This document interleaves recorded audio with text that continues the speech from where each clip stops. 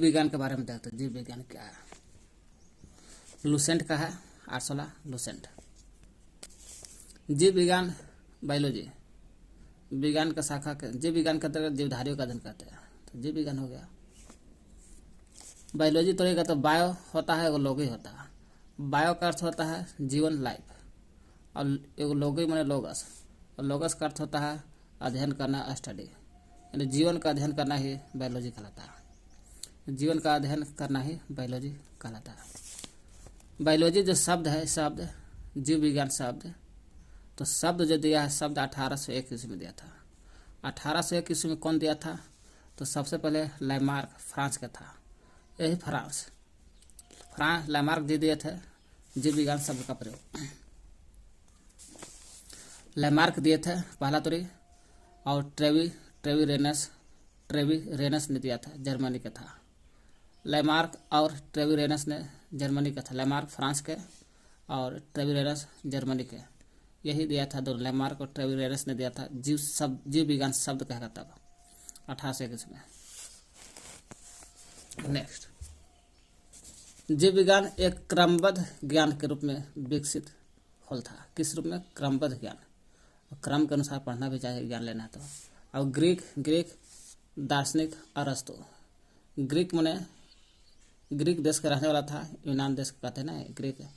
अरस्तु 384 से 322 ईसा पूर्व, 384 से लेकर 322 ईसा पूर्व के काल में होल था जीव विज्ञान शब्द का क्रमबद्ध ज्ञान भाषा में प्रयोग। इसलिए अरस्तु ने कहा था पौधे और जंतु, पौधा जंतु के जीवन के बारे में विचार किया था। जब पौधा और जंतु दोनों के बारे में जीवन विचार किया था, इसलिए अरस्तु को जीव विज्ञान का जनक कहा जाता है। फादर ऑफ बायोलॉजी अरस्तु को कहा जाता है। इन्हें जंतु के विज्ञान के जनक कहा जाता है। फादर ऑफ जूलॉजी, बायोलॉजी के भी पिता और जंतु विज्ञान के भी पिता। जंतु इसलिए बायोलॉजी के पिता भी और जंतु विज्ञान के भी, माने जूलॉजी है ना, बोटनी के नहीं, जूलॉजी के भी पिता कहा जाता है, और बायोलॉजी के भी पिता अरस्तु को कहा जाता है। बोटनी के पिता किसे कहते हैं? देखिएगा, बोटनी के पिता कहते हैं, लगता है कि देखिए पता चल जाएगा। जीवधारी का वर्गीकरण, जो कोई भी जीवधारी उसका वर्गीकरण 2 भागों में करते हैं। कितने भाग में? 2 भाग में। एगो जंतु समूह वाला, एगो वनस्पति समूह। जंतु विज्ञान के पिता अरस्तु और बायोलॉजी के पिता अरस्तु। वनस्पति विज्ञान 2 भाग बट गया। जीवधारी का वर्गीकरण 2 भाग बटा गया, जंतु और वनस्पति भाग में। लिनियस वैज्ञानिक था, एक बुक लिख लेता अपने पुस्तक का नाम है सिस्टेमा नेचुरल। कौन सा बुक है? सिस्टेमा नेचुरल में संपूर्ण जीवधारी, जितना जीवधारी सभी को 2 जगत में बांट दिया। 2 जगत कौन कौन बांटते हैं लिनियस ने? तो एक पादप जगत में बांटा, एक जंतु जगत में बांटा।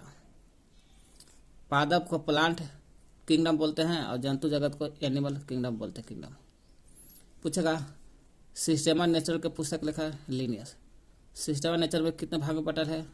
जीव 2 जगत में है ना। संपूर्ण जीवधारी को 2 जगत में बांटा कौन? लिनियस।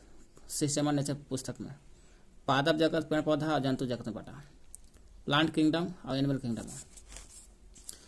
लिनियस ने वर्गीकरण की जो प्रणाली शुरू की, वर्गीकरण प्रणाली देखे लिनियस से किया था। इसलिए लिनियस ने वर्गीकरण की जो प्रणाली शुरू की, उसी को आधुनिक माने नया आधुनिक वर्गीकरण प्रणाली गिननी पड़ी, और इसलिए आधुनिक वर्गीकरण के पिता कहा जाता है। आधुनिक वर्गीकरण के पिता, father of modern taxonomy. Modern में आधुनिक टैक्सोनॉमी माने है ना वर्गीकरण।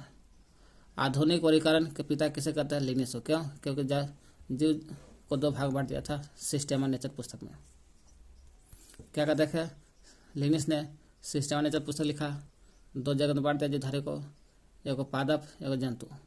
इसे आधुनिक वर्गीकरण का पिता लिनियस को ही कहा जाता है। आधुनिक वर्गीकरण का पिता लिनियस को कहा जाता है। तो 2 जगत कहेगा तो लिनियस ने दिया था, इसलिए लिनियस को आधुनिकरण वर्गीकरण का पिता कहते हैं।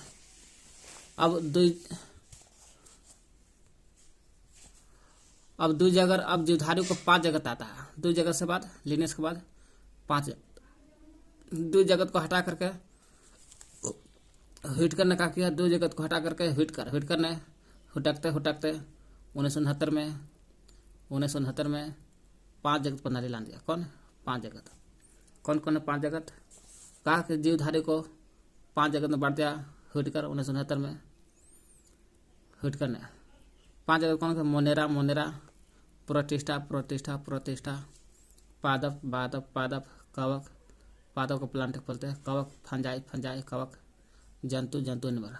मोनेरा मोनेरा, प्रोटिस्टा प्रोटिस्टा, पादप पादप तीसरा, चौथा कवक कवक, पांचवा जंतु। 2 जगत को हटा करके हिट करने का किया, 5 जगत लाना 1969 में।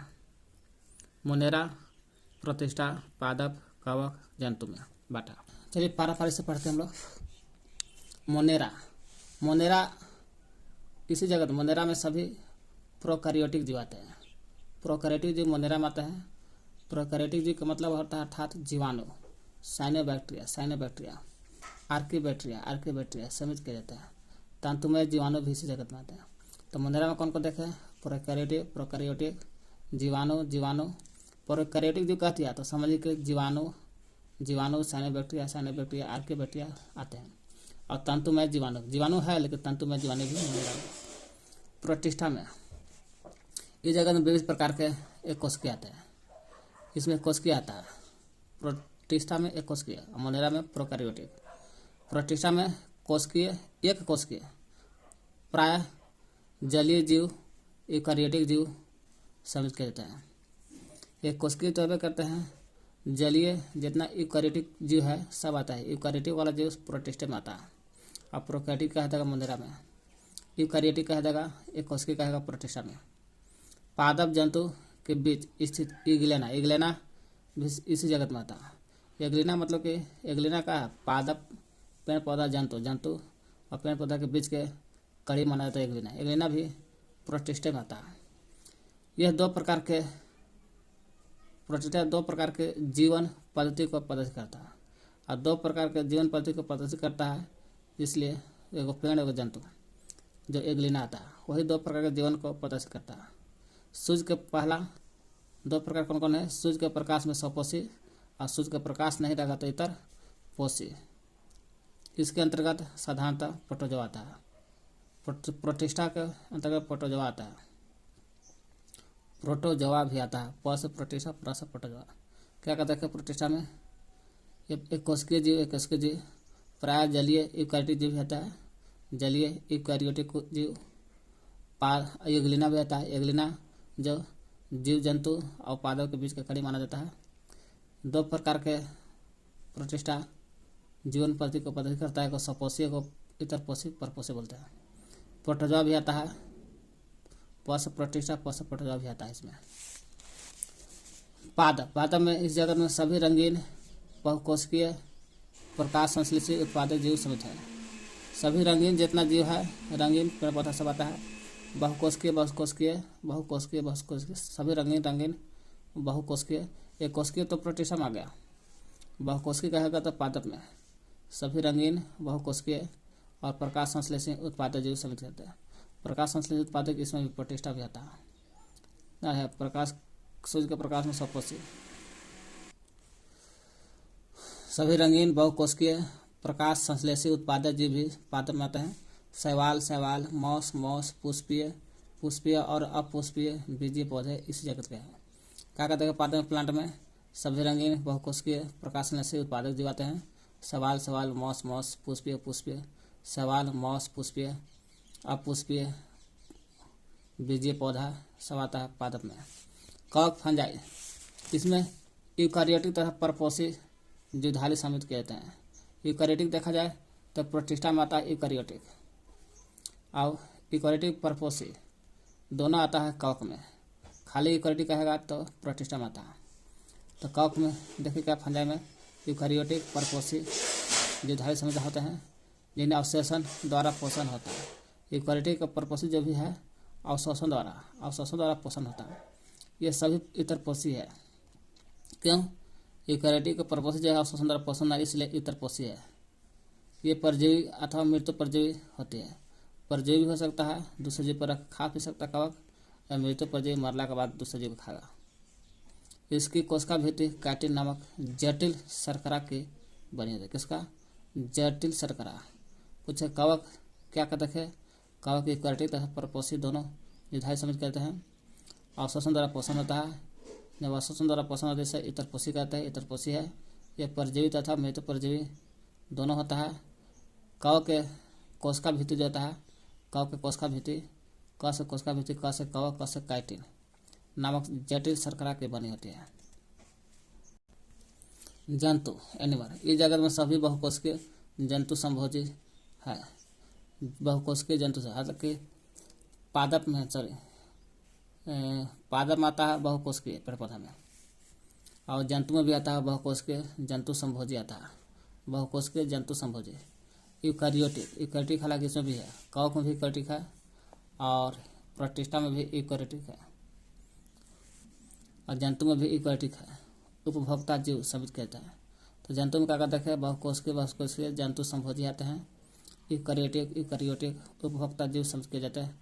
इनको मेटाजोआ भी कहते हैं। किसको? जंतु को क्या बोलते हैं? मेटाजोआ। मेटाजोआ भी बोलते हैं जंतु को भी कहते हैं। हाइड्रा जेलीफिश, कृमि सितार सितारा मछली सरीसृप उभयचर पक्षी स्तनधारी जीव इसी जगत कहेंगे। जंतु क्या कहते हैं? बहुकोशिकीय जीव जंतु संभोजी यूकैरियोटिक उपभोक्ता जीव आते हैं। जंतु को कहते हैं मेटाजोआ भी बोलते हैं जंतु को।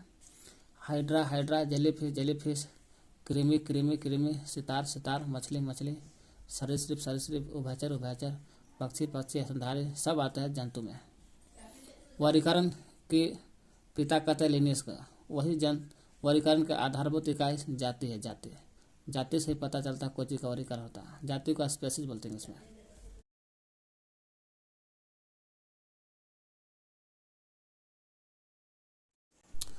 यही लिनियस ने सिस्टेमा नेचर बुक में जीवधारी को दो भाग में बांटा था, पादप पेड़ पौधा में और जंतु जगत में बांट लेता।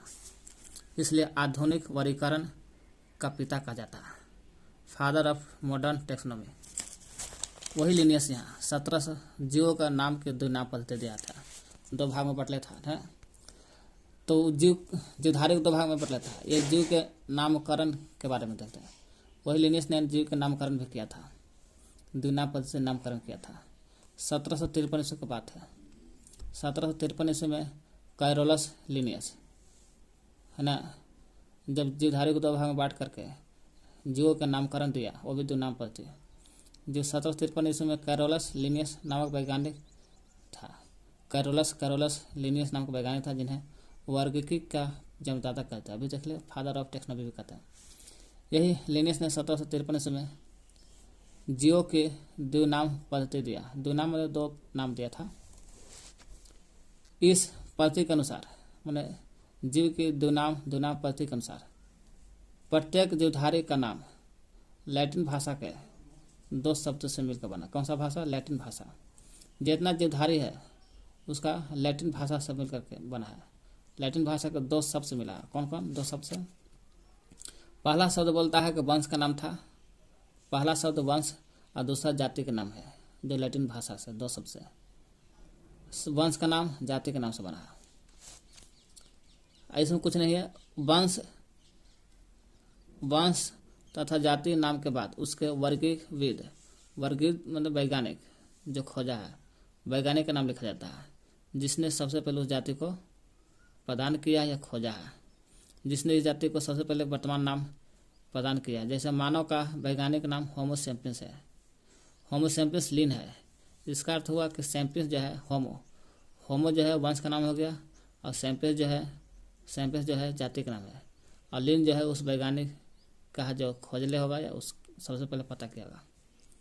बस ये चीज़ लिख रहा होगा नीचे।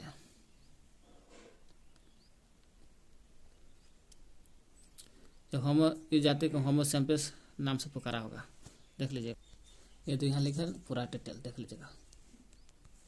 कोशिका विज्ञान देखते हैं। कोशिका का विज्ञान। जीव द्रव क्या है? कोशिका विज्ञान देखते हैं। कोशिका विज्ञान में भी जीव द्रव देखते हैं। जीव द्रव का नामकरण पुरकिंजे ने किया था। पुरकिंजे जब किया था 1840 में किया था। जीव द्रव का नामकरण कौन किया था? नामकरण कहेगा तो पुरकिंजय। पुरकिंजय 1839 में 1839 में क्या था? एक तरल गाढ़ा द्रव रंगहीन है, तरल है, गाढ़ा है, रंगहीन है, कोई रंग का नहीं होता, पारभासी है, प्रकाश आर पार हो जाएगा, लसलसा है, लसलसा, वजन युक्त पदार्थ है, वजन युक्त पदार्थ होता है। जीव की सारी जैविक क्रिया इसी के द्वारा होता है। जीव की सारी जैविक क्रिया जितना जीवन की इकाई सब इसी के द्वारा होता है। रंगहीन, तरल, गाढ़ा, रंगहीन, प्रभासी, लसलसा, वजन युक्त है। इसलिए जीव की सारी जैविक क्रिया जीव द्रव के द्वारा होता है। इसलिए जीव द्रव को जीवन का भौतिक आधार कहते हैं। तो पूछेगा जीवन का भौतिक आधार, तो जीवन का भौतिक आधार कहा जाता है जीव द्रव। यही जीव द्रव दो भाग में बढ़ जाता है। कौन कौन? एक कोशिका द्रव है ना, कोशिका द्रव कोशिका में रहेगा, केंद्रक द्रव केंद्रक में रहेगा। कोशिका द्रव कोशिका में रहेगा, केंद्रक भी कोशिका में रहेगा, लेकिन कोशिका द्रव केंद्रक और कोशिका झिल्ली के बीच में रहेगा। कोशिका में केंद्रक और कोशिका झिल्ली के बीच में होता है। ये पूरा कोशिका है, कोशिका के बीच में केंद्रक है और ये कोशिका झिल्ली है, दोनों के बीच में रहता है कोशिका द्रव। केंद्रक द्रव ये भी कोशिका में रहता है, लेकिन केंद्रक अंदर रहता है। केंद्रक द्रव केंद्रक अंदर रहता है। जीव द्रव का 99% भाग 4 तत्व से मिलकर बना। कितना? 4 तत्व। कौन कौन? ऑक्सीजन 76%। जीव द्रव का 99% भाग जो जीवन का भौतिक आधार है, ये जीव द्रव, वही जीव द्रव 99% भाग 4 तत्वों से मिलकर बना है। पहला ऑक्सीजन 76%, ऑक्सीजन इसमें 76% है तत्व। कार्बन है 10.5%, कार्बन 10.5%। हाइड्रोजन 10%, कार्बन के बाद hydrogen 10%, nitrogen 2.5%। Oxygen 76, carbon 10.5, hydrogen 10, nitrogen 2.5%। जीव द्रव का 4 तत्व से मिलकर बना है। वही जीव द्रव का लगभग 80% भाग जल होता है। 99% ये सब होता है, 80% भाग जल होता है। जल जीव द्रव का लगभग 80% भाग जो है जल होता है। जल 80% भाग जल होता है। जल जीव द्रव में कार्बनिक और कार्बनिक जैविक अनुपात 81:19 होता है। कार्बनिक अकार्बनिक 81 होता है, कार्बनिक 19। ऐसे कार्बन का परसेंट का मात्रा में 10.5% होता है। अकार्बनिक और कार्बनिक का अनुपात 81:19। क्या कहते हैं? जीव द्रव का पुरकिंजय खोज किया था। नामकरण कहेगा तो पुरकिंजय 1839 में। तरल, गाढ़ा, रंगहीन है, प्रभासी है, लसलसा है, वजन युक्त पदार्थ है। जीव की सारी जैविक क्रियाएं इसी के द्वारा होता है, इसलिए जीवन का भौतिक आधार माना जाता है। 2 भाग बट गया है। कोशिका द्रव, कोशिका के अंदर केंद्रक और कोशिका झिल्ली के बीच होता है। केंद्रक कोशिका झिल्ली के बीच में होता है। केंद्रक द्रव केंद्रक के अंदर रहता है, यह भी कोशिका के अंदर होता है। 99% भाग 4 तत्व से मिलकर बना है। 76% ऑक्सीजन होता है, कार्बन 10.5%, हाइड्रोजन 10%, नाइट्रोजन 2.5%। जीव द्रव का लगभग 80% भाग जल होता है ना। अकार्बनिक और कार्बनिक जैविक अनुपात 81:19 होता है।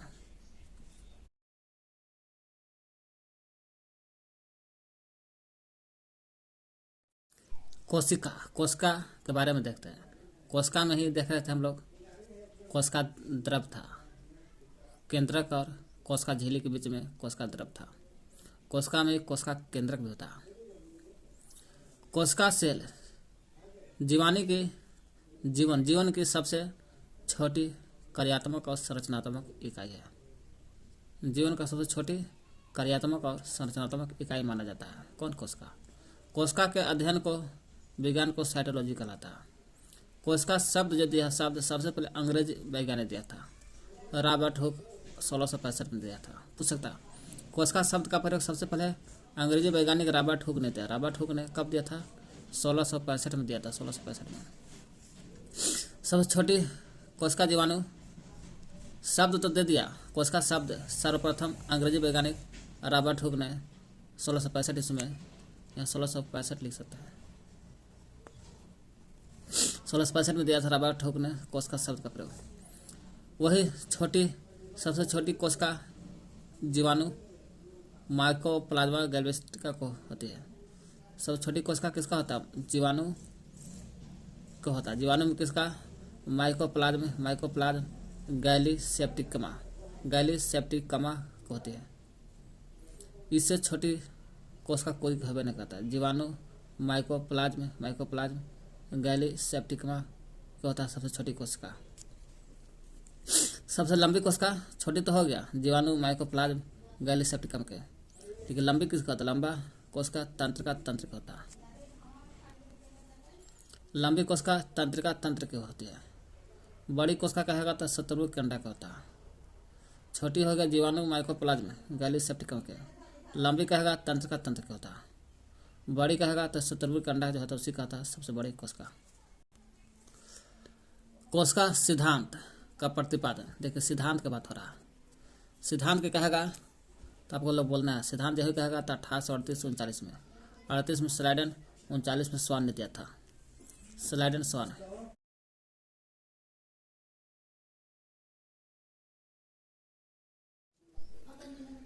कोशिका सिद्धांत का प्रतिपादन 1838-39 में स्लाइडन और स्वान ने किया था।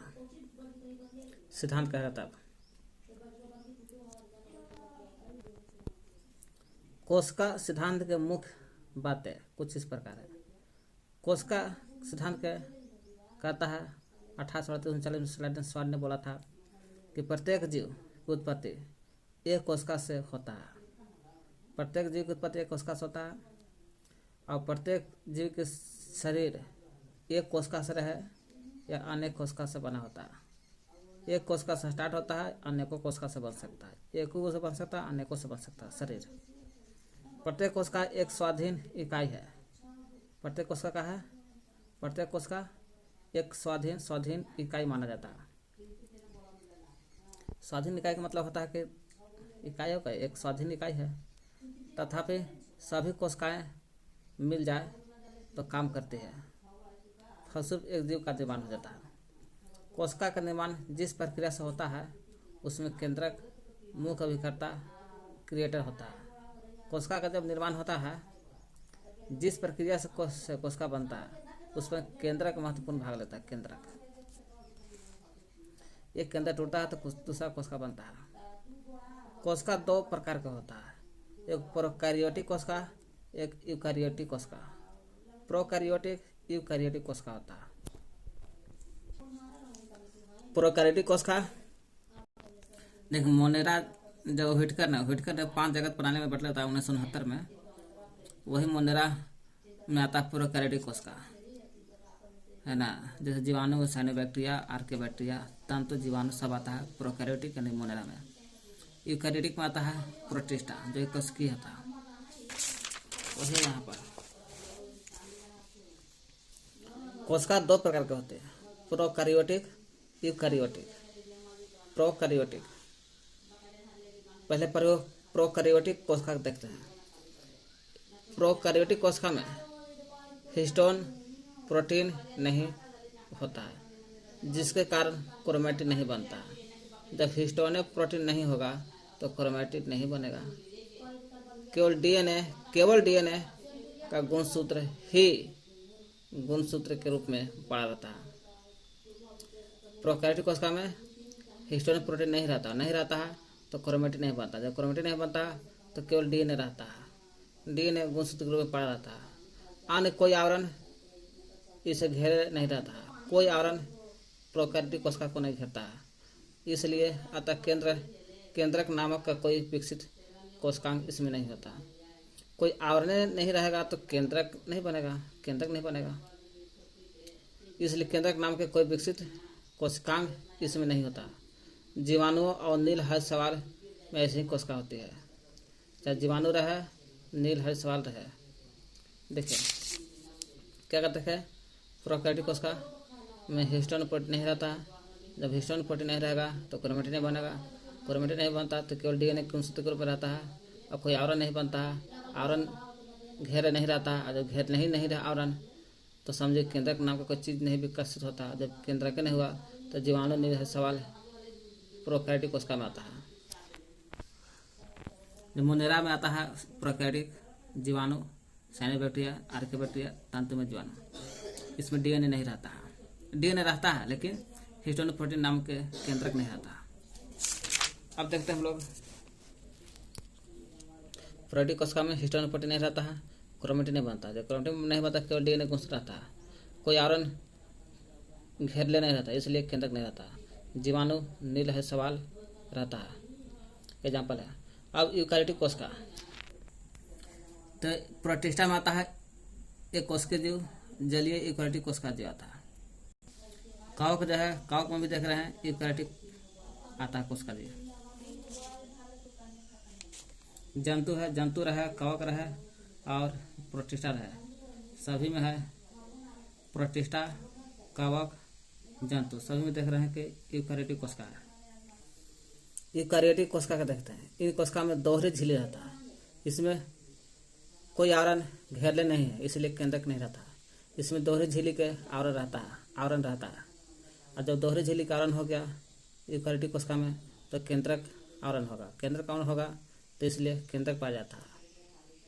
और डीएनए हिस्टोन प्रोटीन संयुक्त होने से बनी क्रोमेटिन तथा इसके अलावा केंद्रिका होता है। इसमें हिस्टोन प्रोटीन नहीं रहता, क्रोमेटिन नहीं था। इसमें दोहरी झिल्ली होने के कारण केंद्रक होता है और डीएनए हिस्टोन प्रोटीन भी होता है, क्रोमेटिन बनता है। जब हिस्टोन प्रोटीन बन गया तो डीएनए क्रोमेटिन बनता है और केंद्रिका भी बन जाता है। इसमें प्रोकैरियोटिक में केंद्रिका नहीं होता है। यूकारियोटिक कोशिका में दोहरी झिल्ली के आवरण रहता है, केंद्रक आवरण से घिरा रहता है, इसलिए केंद्रक भरा रहता है और केंद्रक बनता है, जिसमें यही केंद्रक में डीएनए हिस्टोन प्रोटीन रहता है, जिससे क्रोमेटिन बनता है। क्रोमेटिन बनेगा तो केंद्रिका होकर करेगा। इसको बाद में देख लेना है। कोशिका के मुख्य भाग, मेन पार्ट ऑफ सेल, कोशिका के मुख्य भाग, कोशिका भित्ति, कोशिका का भाग, कोशिका भित्ति, कोशिका झिल्ली है। कोशिका झिल्ली है तो फिक्स है कि केंद्रक दोहरी झिल्ली रहेगा तो केंद्रक रहबे करेगा। कोशिका झिल्ली, तीसरा तारकाय, चौथा अंतःप्रद्रव जालिका, चौथा राइबोसोम, चौथा पांचवा राइबोसोम था। माइटोकॉन्ड्रिया, छठा माइटोकॉन्ड्रिया, सातवां गोल्गी काय,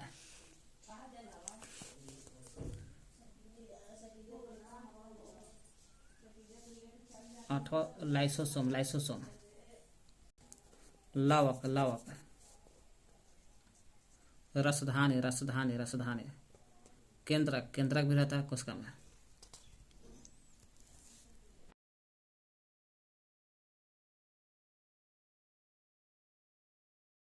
कोशिका के मुख्य भाग, कोशिका भित्ति देखते हैं। ये केवल पादप कोशिका में पाया जाता है। कोशिका भित्ति कहाँ पे है ना? कोशिका भित्ति प्रोकैरियोटिक प्रोटीन तथा कार्बोहाइड्रेट की बनी होती है कोशिका भित्ति।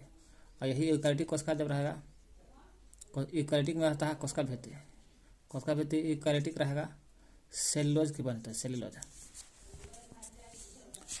देखिए कोशिका भित्ति केवल पादप कोशिका में मिलता है, केवल पादप कोशिका में पाया जाता है कोशिका भित्ति। यह सेलुलोज का बना होता है। किसका? सेलुलोज का बना होता है। यह कोशिका को निश्चित आकृति और आकार बनाए रखने में सहायक होता है। कोशिका को निश्चित आकृति देता है और आकार देता है। जीवाणु का जो कोशिका भित्ति होता है पेप्टिडोग्लाइकेन का बना होता है। पूछे जीवाणु का जो कोशिका भित्ति होता है ना, होता है किसका बना होता है? तो जीवाणु का कोशिका भित्ति पेप्टिडोग्लाइकेन का बना होता है, पेप्टिडोग्लाइकेन। तो क्या कहते हैं कोशिका भित्ति में? केवल पादप कोशिका में पाया जाता है, सेलुलोज का बना होता है कोशिका भित्ति। पादप कोशिका में पाया जाता है, सेलुलोज का बना होता है। निश्चित आकृति देता है कोशिका को, आकार देता है। एक जीवाणु का कोशिका भित्ति किसका बना होता है? तो जीवाणु का कोशिका भित्ति रहता है पेप्टिडोग्लाइकेन का होता है, पेप्टिडोग्लाइकेन। अब चलते हैं कोशिका झिल्ली, सेल मेम्ब्रेन, कोशिका झिल्ली। यह कोशिका के सभी अवयव एक पतले झिल्ली के द्वारा घेरा रहता है। ये कोशिका है, कोशिका के सभी पतले झिल्ली के द्वारा घेरा रहता है, गोले गोले। इस झिल्ली को कोशिका झिल्ली कहते हैं। ये झिल्लियाँ जो है कोशिका के गोले गोले पतला झिल्ली से घेरा रहता है, इसी को झिल्लिया को, पतरका झिल्लिया को कोशिका झिल्ली कहते हैं। यह अर्धपरागम झिल्ली है। कैसा है? अर्धपरागम झिल्ली माना जाता है। अर्धपरागम झिल्ली है ना, सेमी परमेबल मेंबर्स है होती है। इसका मुख्य कार्य कोशिका झिल्ली जो है, कोशिका झिल्ली जो गोले गोले जो अर्धपरागम झिल्ली होता है कोशिका झिल्ली, इसका मुख्य कार्य क्या है? तो कोशिका झिल्ली का मुख्य कार्य कोशिका के अंदर जाने वाले और अंदर से बाहर आने वाले पदार्थ का निर्धारण करता है। ये कोशिका झिल्ली के जो अर्धपरागम है, कोशिका झिल्ली का काम क्या है? कोशिका के अंदर जाने वाला और अंदर से बाहर आने वाले के परागम आने वाला का निर्धारण करता है, कौन आ रहा है कौन जा रहा है। क्या कहते हैं कोशिका झिल्ली? कोशिका झिल्ली कोशिका का सभी अवयव एक पतली झिल्ली के द्वारा घिरा रहता है, पतली झिल्ली के द्वारा घिरा रहता है कोशिका। इस झिल्ली को कोशिका झिल्ली कहते हैं, इस झिल्लिया को कोशिका झिल्ली कहते हैं। यह अर्धपरागम झिल्ली होती है। कैसा होता है? कोशिका झिल्ली तो होता है लेकिन अर्धपरागम होता है, आधा आता है आधा जाता है। इसका मुख्य कार्य क्या है कोशिका झिल्ली का? मुख्य कार्य कोशिका के अंदर जाने वाला अंदर से बाहर आने वाले पदार्थों का निर्धारण करता है, कौन? कोशिका झिल्ली। तारक का क्या है? तारक का इसकी खोज बोबेरी ने किया था, बोबेरी ने की थी। जिस तरह से कोशिका भित्ति केवल पादप कोशिका में पाया जाता है, उसी तरह तारकाय भी केवल जंतु कोशिका में मिलता है। बोबेरी खोज किया था, तारकाय की खोज बोबेरी ने किया था। अब बोला था जिस तरह कोशिका भित्ति पादप में मिलता है, उसी तरह से तारकाय है ना, सेंट्रोसम तारकाय केवल जंतु कोशिका में मिलता है, केवल जंतु कोशिका में पाया जाता है। तारकाय के अंदर एक या दो कण जैसी रचना होती है, एक या दो कण जैसी रचना होती है जिसे सेंट्रोल कहते हैं। तारकाय के अंदर देखिएगा ना, एगो या दो कण मिलेगा, वो लगेगा ना कि एगो कण है या दो कण है, उसी कणवा को बोलते हैं सेंट्रियोल कहते हैं, सेंट्रियोल। समसूत्री विभाजन में यह ध्रुव का निर्माण करता है। जब समसूत्री विभाजन होगा तो समसूत्री विभाजन में यही तारकाय ध्रुव का निर्माण करता है। तारकाय क्या कहते हैं? तारकाय की खोज बोबेरी ने किया था, केवल जंतु कोशिका में मिलता है, केवल जंतु कोशिका में मिलता है तारकाय। तारकाय के अंदर एक या दो कण जैसी रचना होती है। तारकाय के अंदर देखिएगा एक या दो कण जैसी रचना होती है, उसको कहते हैं सेंट्रियोल, सेंट्रियोल कहते हैं। जब समसूत्री विभाजन होगा उसमें ध्रुव का काम करता है। समसूत्री विभाजन में ध्रुव का काम कौन करता है? तारकाय। अंतःप्रद्रव जालिका इंडोप्लाज्मिक रेटिकुलम, ER से शॉर्ट नाम, इसका क्या शॉर्ट नाम होगा? ER। इसका शॉर्ट नाम याद कर लेना है ER। ई से हो गया इंडोप्लाज्मिक, R से रेटिकुलम। अंतःप्रद्रव जालिका एक और कोशिका केंद्र है, एक और केंद्रक झिल्ली, केंद्रक झिल्ली, एक और कोशिका कला है, कोशिका कला के बीच में पड़ता है अंतःप्रद्रव जालिका। एक और केंद्रक झिल्ली, एक और केंद्रक झिल्ली, दूसरी ओर कोशिका कला, दूसरी ओर कोशिका कला है ना, दूसरी ओर कोशिका कला, एक और केंद्रक झिल्ली से संबंध होता है। इस जालिका के कुछ भागों पर किनारे किनारे छोटी छोटी कणिकाएं लगे रहते हैं। जो केंद्रक अंतःप्रद्रव जो जालिका है, अंतःप्रद्रव जालिका है, किनारे किनारे देख रहे छोटी छोटी क्या दिख रहा है? कण दिखाई दे रहा है। इस कणों को बोलते हैं राइबोसोम। अंतःप्रद्रव जालिका, वही जालिका कुछ भागों पर किनारे किनारे छोटी छोटी कणिका दिखाई देती है, उसी को राइबोसोम कहते हैं। यही है राइबोसोम अंतःप्रद्रव जालिका के अंदर आता है। ER वही अंतःप्रद्रव जालिका का मुख्य कार्य उन सभी वसाओं और प्रोटीन का संचरण करना है। इसका मुख्य कार्य क्या है? इसका मुख्य कार्य क्या है? अंतःप्रद्रव जालिका का सभी वसा को प्रोटीन का संचरण करता है, सभी वसा और प्रोटीन का संचरण करता है। कौन? अंतःप्रद्रव जालिका, जो कि विभिन्न झिल्लियों जैसे कोशिका झिल्ली, केंद्रक झिल्ली, केंद्र झिल्ली आदि का निर्माण करता है। कोशिका झिल्ली, केंद्र झिल्ली का निर्माण करता है। क्या कहते हैं अंतःप्रद्रव जालिका में? अंतःप्रद्रव जालिका एक और केंद्रक झिल्ली तो दूसरी ओर कोशिका कला से घिरा रहता है। अंतःप्रद्रव जालिका के किनारे अंतःप्रद्रव जालिका एक किनारे देखिएगा कण दिखाता है, इसी को राइबोसोम बोलते हैं, इसी को राइबोसोम बोलते हैं। अंतःप्रद्रव जालिका का काम क्या है? इसका काम क्या है? वसा प्रोटीन का संचरण करना, वसा प्रोटीन का संचरण करना जो कि कोशिका झिल्ली, केंद्र झिल्ली आदि का निर्माण करता है। वसा प्रोटीन का संचरण करके कोशिका झिल्ली और केंद्र झिल्ली, कोशिका और केंद्र झिल्ली का निर्माण करता है कौन? ER, अंतःप्रदप जालिका। यही है राइबोसोम। अंतःप्रदप जालिका के अंदर छोटा छोटा कण दिखाई देगा, इसी को कहते हैं राइबोसोम। राइबोसोम है ना, राइबोसोम सबसे पहले रॉबिन्स, रस राइबोसोम, रस रॉबिन्स और ब्राउन ने 1953 ईस्वी में पादप कोशिका में किया था। राइबोसोम पादप कोशिका में भी होता है और राइबोसोम जंतु कोशिका में भी होता है। राइबोसोम देखिए, राइबोसोम अंतःप्रदप जालिका के अंदर रहता है। उस प्रोकैरियोटिक कोशिका में देखिएगा 70 प्रकार का होता है और यही यूकैरियोटिक कोशिका में देखिएगा राइबोसोम 80 प्रकार का होता है। अ से यूकैरियोटिक, अ से 80 प्रकार।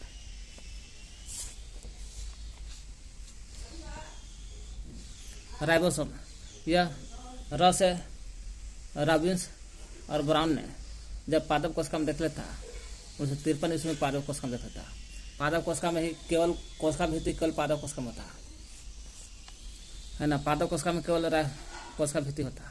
तो राइबोसोम रॉबिन्स और ब्राउन ने 1953 ईस्वी में पादप कोशिका में देखा और जी पायलट ने 2 बरस बाद रॉबिन्स और ब्राउन ने देखा कि पेड़ में देख लिया जी रॉबिन्स, तो हाँ 2 बरस बाद पायलाडे ने भी सर्च करना शुरू किया। पायलाडे ने 55 में जंतु कोशिका में राइबोसोम को देखा। पायलाडे देखा 55 में राइबोसोम जंतु कोशिका में, और फिर 2 बरस बाद देखा, 3 बरस बाद 55 3 58 में फिर रॉबर्ट आता है। रॉबर्ट ने इसका नामकरण किया। जानते हैं क्या है? तो यह राइबोसोम है। रॉबिन और ब्राउन दोनों 53 में तो पेड़ पौधा में देख लिया लेकिन नाम नहीं दिया। पायलाडे ने भी 55 में देखा जंतु में, नाम नहीं दिया। लेकिन 58 में 3 बरस बाद रॉबर्ट ने इसका नाम तो दिया किया, राइबोसोम है, नामकरण किया। 1998 में रॉबर्ट ने राइबोसोम नाम दिया। फिर राइबो न्यूक्लिक एसिड, यह मतलब कौन? Ribosome ribo nucleic acid, RNA ribo nucleic acid नामक अम्ल और प्रोटीन की बनी होता है।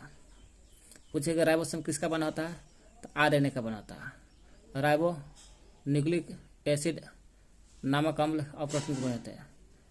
RNA नामक अम्ल और प्रोटीन की बनी होती है। यह प्रोटीन संश्लेषण के लिए उपयुक्त स्थान प्रदान करती है। RNA अम्ल प्रोटीन के तो बना रहता है। राइबोसोम प्रोटीन संश्लेषण के लिए उपयुक्त स्थान प्रदान करता है। जब प्रोटीन ने संश्लेषण कर दिया, इसलिए अर्थात प्रोटीन का उत्पादन स्थल है। प्रोटीन संश्लेषण के लिए उपयुक्त स्थान है, इसलिए प्रोटीन का उत्पादन स्थल है। और जब प्रोटीन का उत्पादन करता है, इसलिए प्रोटीन की फैक्ट्री भी कहते हैं राइबोसोम को। प्रोटीन की फैक्ट्री है। तो क्या कहते हैं राइबोसोम? रॉबिन्स ब्राउन ने 1953 खोजा पेड़ पौधा में, लेकिन पायलाडे ने 1955 में 2 बरस बाद 55 में जंतु कोशिका में देखा। 3 बरस बाद 58 में रॉबर्ट ने इसका नामकरण किया। राइबोसोम राइबो न्यूक्लिक एसिड नामक अम्ल प्रोटीन की बनी होता है और अम्ल प्रोटीन के बनने के कारण राइबो न्यूक्लिक एसिड RNA अम्ल प्रोटीन के बने होने के कारण प्रोटीन संश्लेषण होता है। प्रोटीन संश्लेषण होता है, इसलिए प्रोटीन का उत्पादन स्थल है। प्रोटीन का उत्पादन स्थल है, इसे प्रोटीन की फैक्ट्री बोलते हैं। प्रोटीन का फैक्ट्री हो गया, यहीं पर प्रोटीन उत्पादन हो रहा है। तो हम कह सकते हैं राइबोसोम क्या होता है? प्रोटीन का उत्पादन। प्रोटीन का उत्पादन होने के कारण प्रोटीन की फैक्ट्री बोलते हैं, फैक्ट्री राइबोसोम को। नेक्स्ट, स्तनी के लाल रुधिरकण में कोई भी स्तनधारी रहेगा ओकर खून में देखेगा, उसमें राइबोसोम और अंतःप्रदप जालिका नहीं पाया जाता। क्यों? अंतःप्रदप जालिका के अंदर राइबोसोम होता है। जब अंतःप्रदप जालिका नहीं रहेगा तो राइबोसोम कहाँ से रहेगा? तो पूछे स्तनी के लाल रुधिरकण में ना अंतःप्रदप जालिका रहता है ना राइबोसोम होता है। यही लाल रुधिरकण द्वारा प्रोटीन विश्लेषण नहीं होता है। लाल रुधिरकण रहेगा, इसमें प्रोटीन विश्लेषण नहीं होगा। क्यों? जहाँ राइबोसोम रहेगा वहीं प्रोटीन का विश्लेषण होता है। राइबोसोम में यही राइबोसोम में प्रोटीन की फैक्ट्री कहते हैं, इसलिए राइबोसोम नहीं है RBC में, तो इसलिए प्रोटीन विश्लेषण भी नहीं होगा।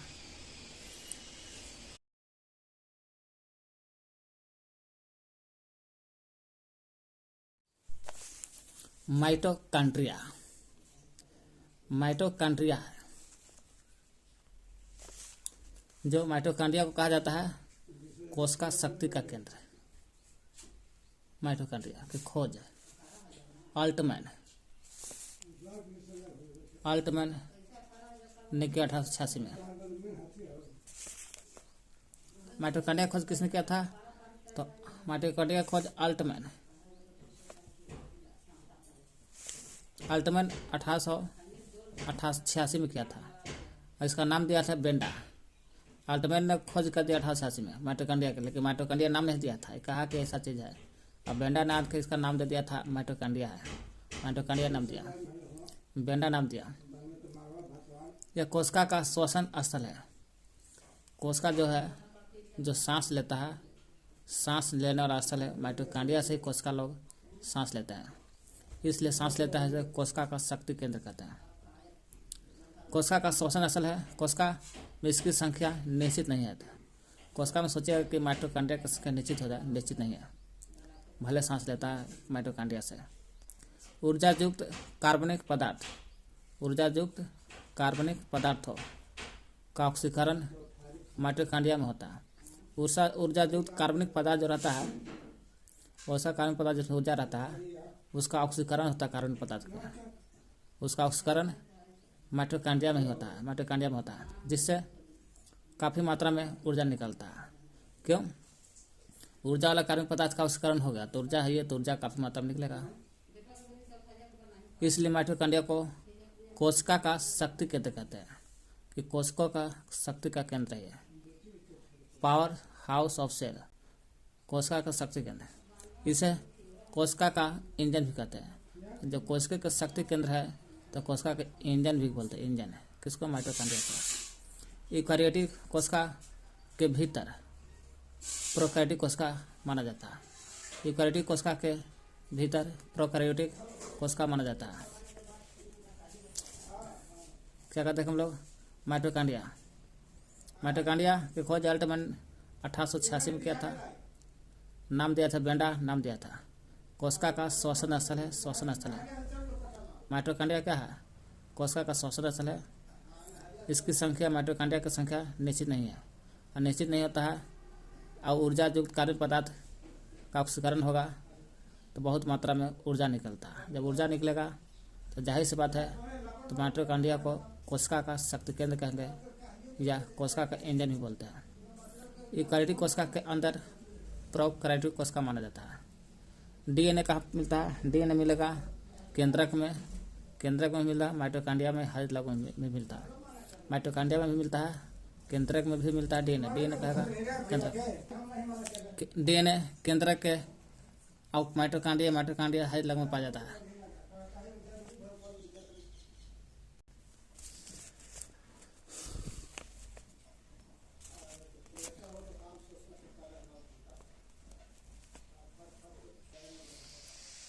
केंद्रक, माइटोकॉन्ड्रिया, हर लघु तीनों में मिलता है डीएनए। केंद्रक देख लिया, माइटोकॉन्ड्रिया, हर लघु। अब चलते हैं गोल्जी काय। गोल्जी काय क्या है? गोल्जी काय कोशिका का भाग है। गोल्जी काय कामिलो गोल्जी ने खोज किया था, इटली के वैज्ञानिक था Camilo Golgi. Camilo Golgi Italy का था, यही नाम है, गोल्जी था। तो कामिलो गोल्जी ने गोल्जी काय को खोज किया था, इटली का था। यह सूक्ष्म नलिका के समूह और थैलियों का बना होता है। कैसा बनाता है? सूक्ष्म नलिका, सूक्ष्म नलिका के समूह और थैली का बना होता है, थैलियों का बना होता है। कौन? गोल्जी का। गोल्जी कॉम्प्लेक्स में कोशिका द्वारा संश्लेषित प्रोटीन अन्य पदार्थ की पुटकाओं के रूप में पैकिंग की जाती है। गोल्जी कॉम्प्लेक्स रहते हैं, गोल्जी कॉम्प्लेक्स में कोशिका द्वारा क्या होता है? कोशिका द्वारा, वही गोल्जी कॉम्प्लेक्स में कोशिका द्वारा संश्लेषित प्रोटीन होता है। प्रोटीन का संश्लेषण होता है। कहाँ? गोल्जी काय में पूछेगा किसका संश्लेषण होता है? तो प्रोटीन का। तो संश्लेषित प्रोटीन और अन्य पदार्थ का पुटका के रूप में पैकिंग की जाती है। अन्य पदार्थ जो रहता है, प्रोटीन का तो संश्लेषण हो जाता है, बाकी बचे पदार्थ पुटका के रूप में पैकिंग किए जाते हैं गोल्जी काय में। ये पुटकाएँ, ये जो पुटका है पैकिंग रूप में था, वही पुटकाएँ गंतव्य स्थान पर उस पदार्थ के पहुंचा देती है।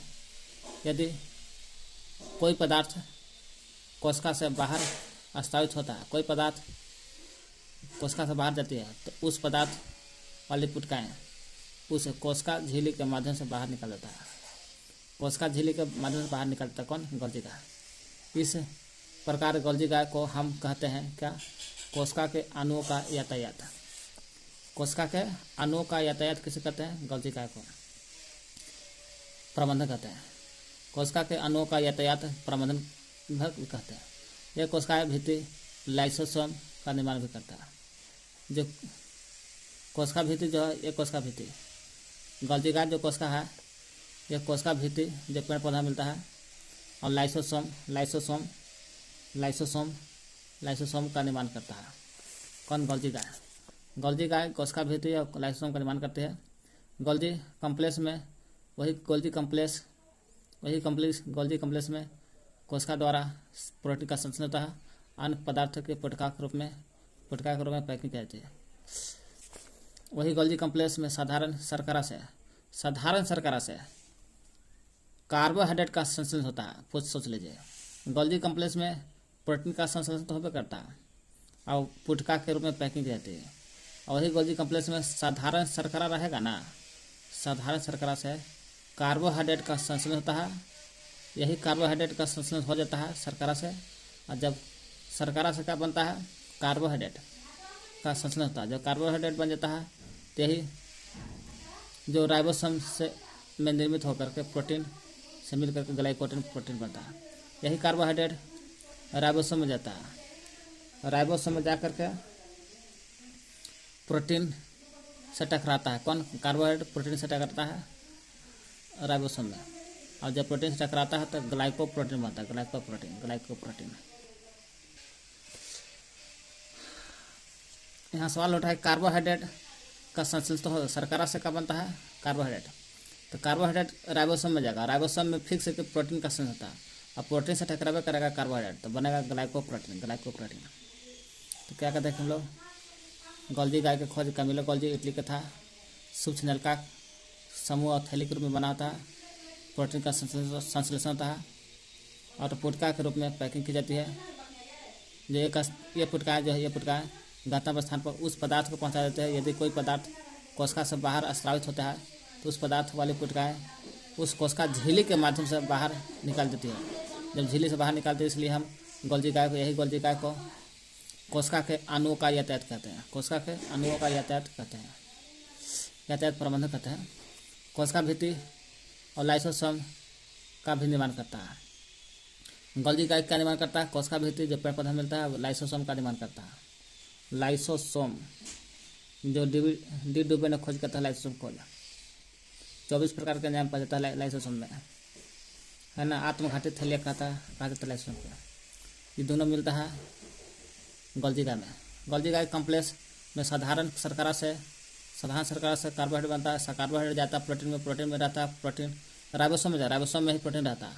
प्रोटीन और कार्बोहाइड्रेट दोनों टकराता है तो बनता है ग्लाइकोप्रोटीन। यही लाइसोसोम,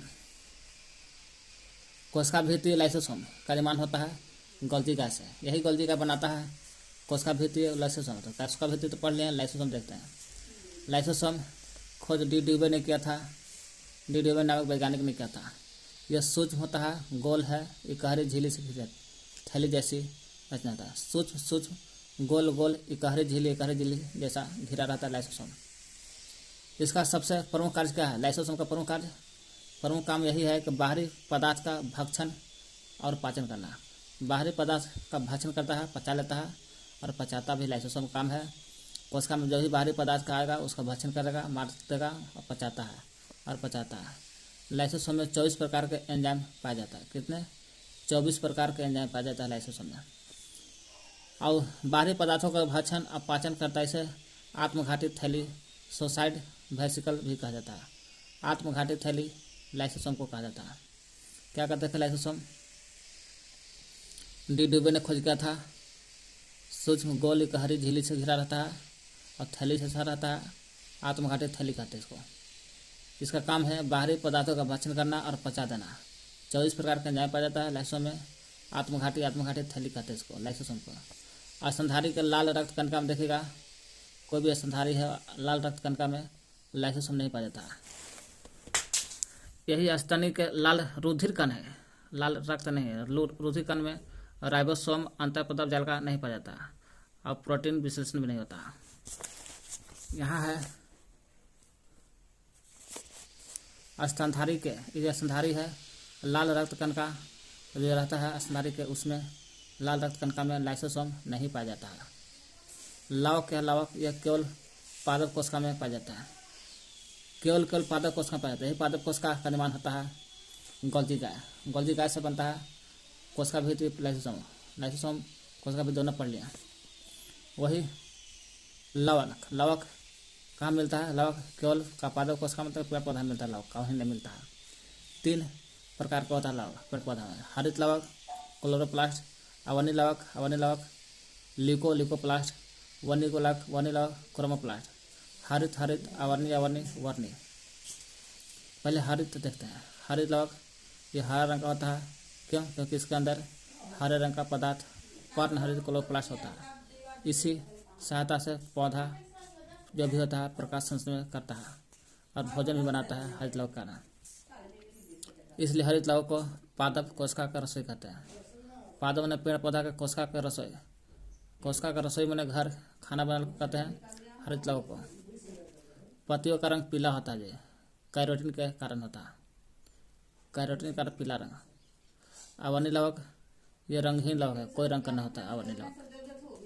यह पौधे के उन भागों की कोशिका में पाया जाता है जो सूर्य के प्रकाश से वंचित रहता है, और सूर्य के प्रकाश से वंचित रहता है वहीं मिलता है अवर्णी लवक। जैसे जड़ में अवर्णी लवक देखते हैं, कोई रंग का नहीं होता है। भूमिगत तना आदि में ये भोज्य पदार्थों का संग्रहण करने वाला लवक है। पूछे अवर्णी लवक क्या है?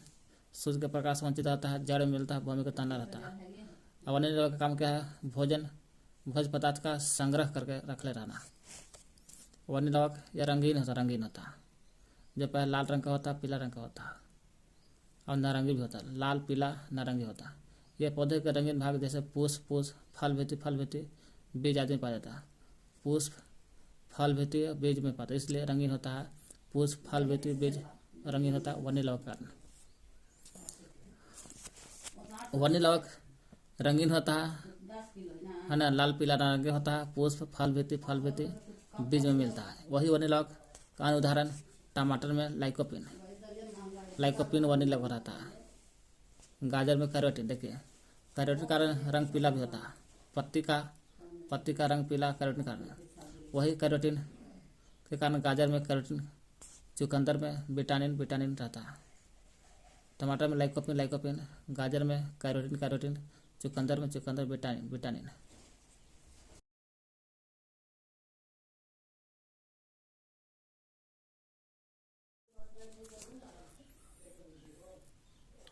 रसधानी, वैकल से बोलते हैं रसधानी। यह कोशिका का निर्जीव रचना, कैसा निर्जीव रचना जिसमें तरल पदार्थ भरा होता है। रसधानी में कोशिका का निर्जीव रचना है, तरल पदार्थ भरा रहता है। जंतु कोशिका में यह अनेक होता है। जंतु कोशिका में देखिएगा ना, जंतु कोशिका में है ना, जंतु कोशिका में अनेक होता है रसधानी, और बहुत छोटा होता है। रसधानी देखेगा तो जंतु कोशिका में बहुत सारा मिलेगा, लेकिन बहुत छोटा भी मिलेगा। परंतु पादप कोशिका में देखिए, पेड़ पौधा कोशिका में बहुत बड़ा मिलेगा और केंद्रक में स्थित होता है। क्या कहते हैं हम लोग राजधानी में? राजधानी क्या है? कोशिका का निर्जीव रचना होता है, निर्जीव होता है राजधानी, और तरल पदार्थ भरा रहता है। कोशिका में, जंतु कोशिका में बहुत सारा मिलेगा, लेकिन जरूर बहुत सारा मिलेगा राजधानी, लेकिन बहुत छोटा भी मिलेगा।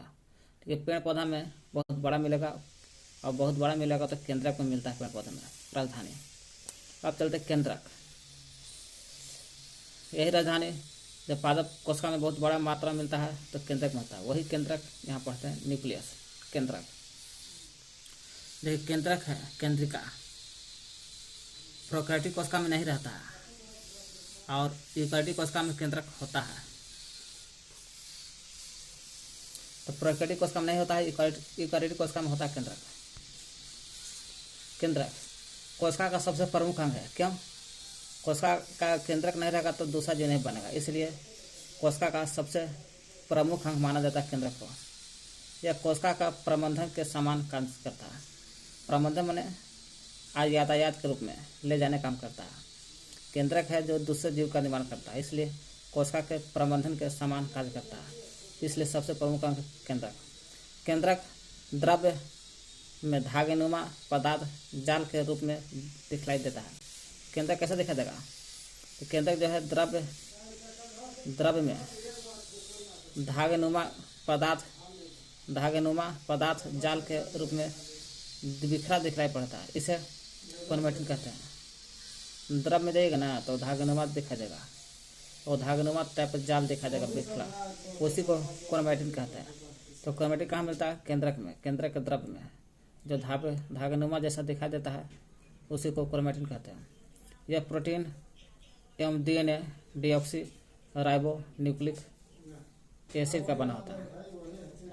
केंद्रक किसका बना होता है या क्रोमैटिन किसका बना होता है? प्रोटीन का डीएनए का बना होता है। प्रोटीन डीएनए का बना होता है, डीऑक्सी राइबो न्यूक्लिक एसिड का बना होता है।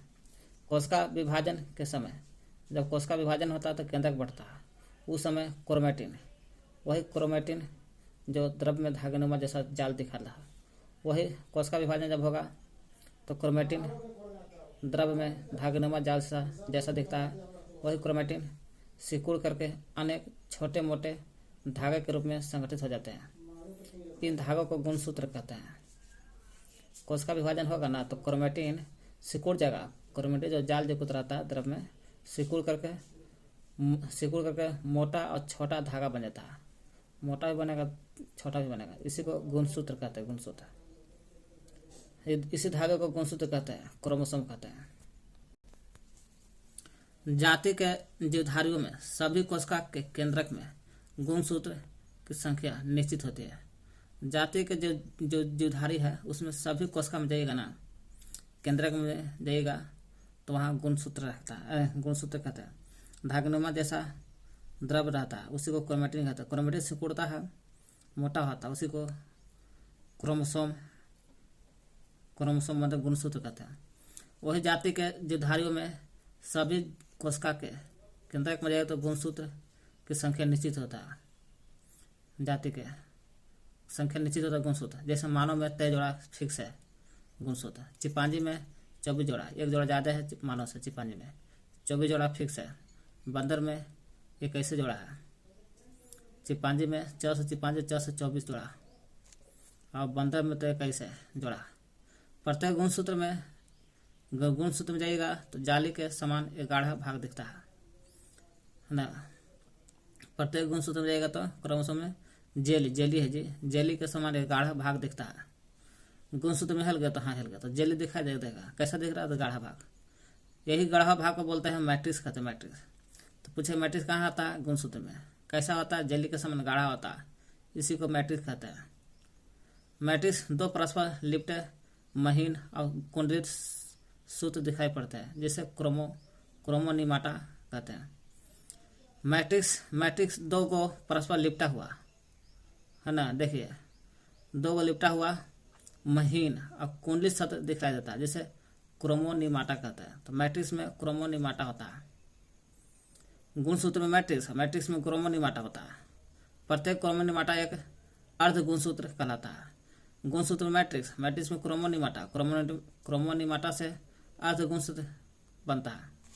इस प्रकार प्रत्येक गुणसूत्र 2 क्रोमैटिड का बना होता है। प्रत्येक गुणसूत्र किसका? 2 क्रोमैटिड का बना होता है। क्रोमोमैटिड का बना होता है। वही क्रोमोमैटिड जो केंद्रक में जाल के रूप में, जेली के रूप में, द्रव के रूप में रहता है, उसको क्रोमैटिड कहते हैं। वही 2 क्रोमैटिड बनाता है गुणसूत्र। दोनों क्रोमैटिड एक निश्चित स्थान पर एक दूसरे से जुड़ा रहता है। देखो दोनों क्रोमैटिड है, निश्चित स्थान से जुड़ा रहता है। जुड़ा हुआ भाग को सेंट्रोमियर कहते हैं। तो क्या कहते हैं हम लोग? केंद्रक सबसे प्रमुख अंग है कोशिका का। कोशिका के प्रबंधन के समान कार्य करता है। केंद्रक द्रव्य में केंद्रक के द्रव्य में जाएगा धागानुमा पदार्थ जाल के रूप में बिखरा रहता है, इसी को कहते हैं क्रोमैटिन। केंद्रक मिलता है। क्रोमैटिन जो है प्रोटीन डीएनए का बना हो रहता है। कोशिका विभाजन के समय क्रोमेटिन, यही क्रोमेटिन जब कोशिका विभाजन होता है वही कोशिका विभाजन के समय क्रोमेटिन सिकुड़ जाता है, सिकुड़ करके अनेक मोटा छोटे धागा बन जाता है, वही गुणसूत्र कहते हैं, क्रोमोसोम। जाति के जीवधारियों में सभी कोशिका के केंद्रक में गुणसूत्र की संख्या निश्चित होती है। जैसे मानव में गुणसूत्र 23 जोड़ा, चिंपांजी में 24, बंदर में कई जोड़ा होते हैं। प्रत्येक गुणसूत्र में जेली के समान गुणसूत्र में जाएगा तो जेली मिलेगा। जेली गाढ़ा रहता है, इसे मैट्रिक्स कहते हैं। गाढ़ा जेली रहता है गुणसूत्र में, उसे मैट्रिक्स। मैट्रिक्स दो परस्पर लिपटा हुआ है ना, महीन और कुंडी जैसा सूत्र दिखाई देता है, उसे क्रोमोनिमाटा कहता है। मैट्रिक्स में क्रोमोनिमाटा कहते हैं। प्रत्येक क्रोमोनिमाटा एक अर्ध गुणसूत्र कहलाता है। प्रत्येक क्रोमोनिमाटा जो है अर्ध गुणसूत्र कहलाता है, अर्ध गुणसूत्र कहलाता है।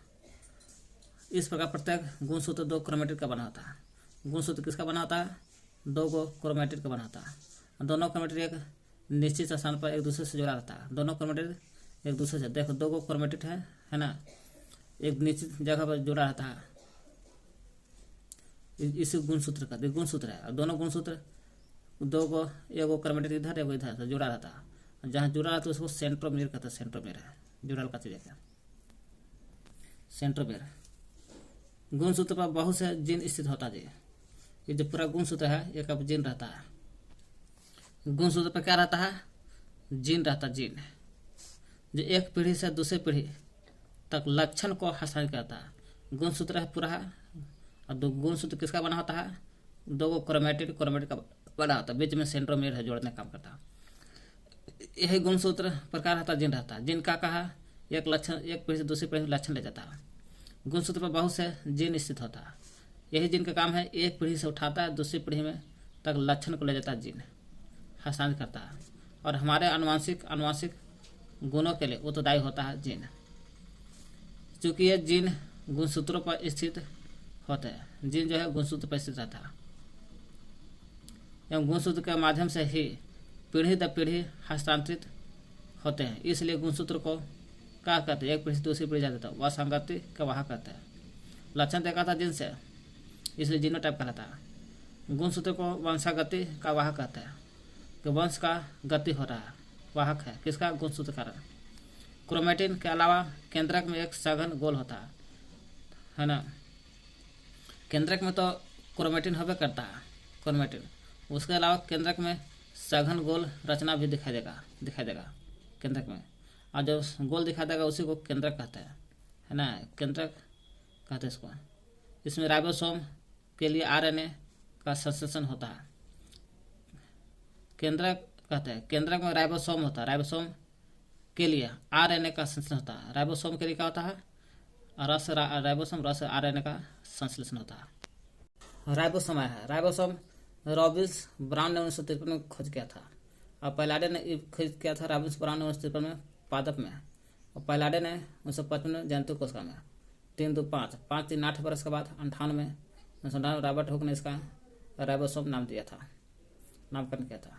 राइबोन्यूक्लिक एसिड का संश्लेषण करता है।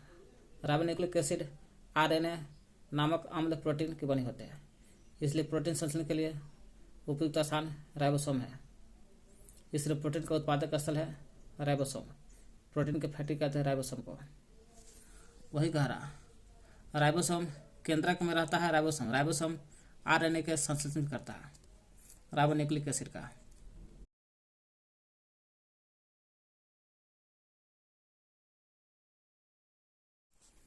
देखिए डीएनए आरएनए की संरचना।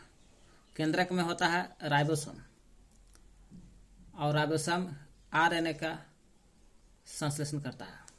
वही आरएनए डीएनए का संरचना देखते हैं। यही डीएनए प्रोकैरियोटिक कोशिका होता है, उसमें हिस्टोन प्रोटीन नहीं रहता, इसलिए क्रोमेटिन नहीं बनता, ये केवल डीएनए रहता है। यूकैरियोटिक कोशिका में देखते हैं डीएनए हिस्टोन प्रोटीन होता है, इसलिए क्रोमेटिन भी बनता है, केंद्रिका भी होता है। केंद्रक में ही क्या होता है? डीएनए होता है। डीएनए आरएनए की संरचना। डीएनए का अधिकांश मात्रा केंद्रक में होती है।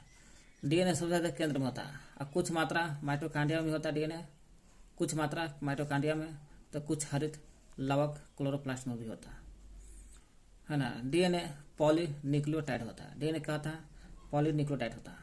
देखिए यहाँ पर लिखल है डीएनए ज़्यादा कहाँ होता है? केंद्रक में, ज़्यादा केंद्रक में होता है, ठीक ना, केंद्रक में होता है। केंद्रक के अलावा कुछ मात्रा माइटोकॉन्ड्रिया में तो कुछ साइटोप्लाज्म में होता है, वो यहाँ लिखल है।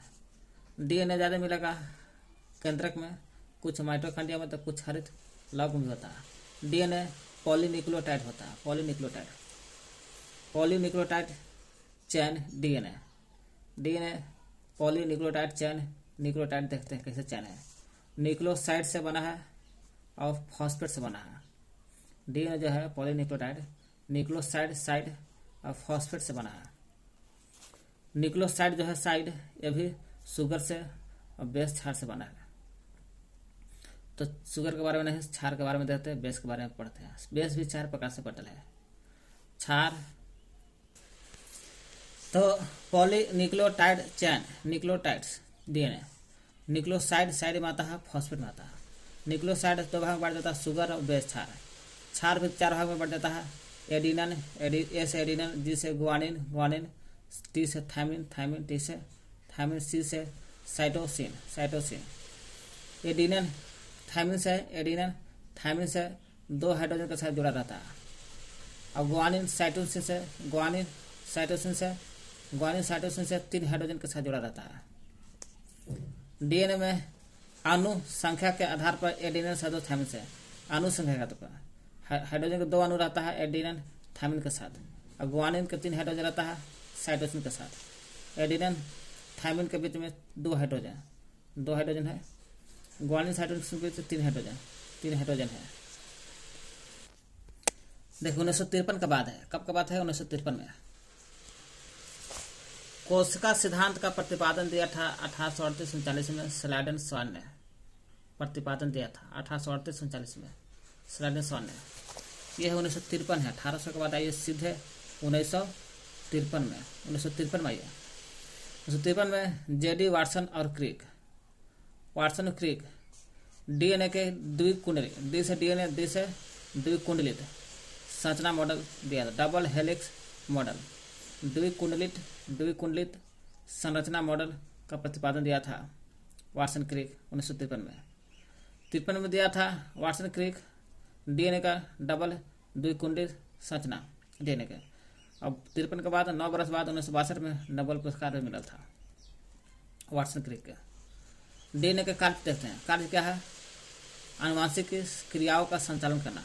कोई भी आनुवांशिक क्रिया है एक पीढ़ी दूसरी पीढ़ी में ले जाने का हमें संचालित करना। यही डीएनए के इकाई का है जीन इसका इकाई है। इसका मतलब क्या? डीएनए के या आनुवांशिक क्रिया के इकाई जीन हो गया।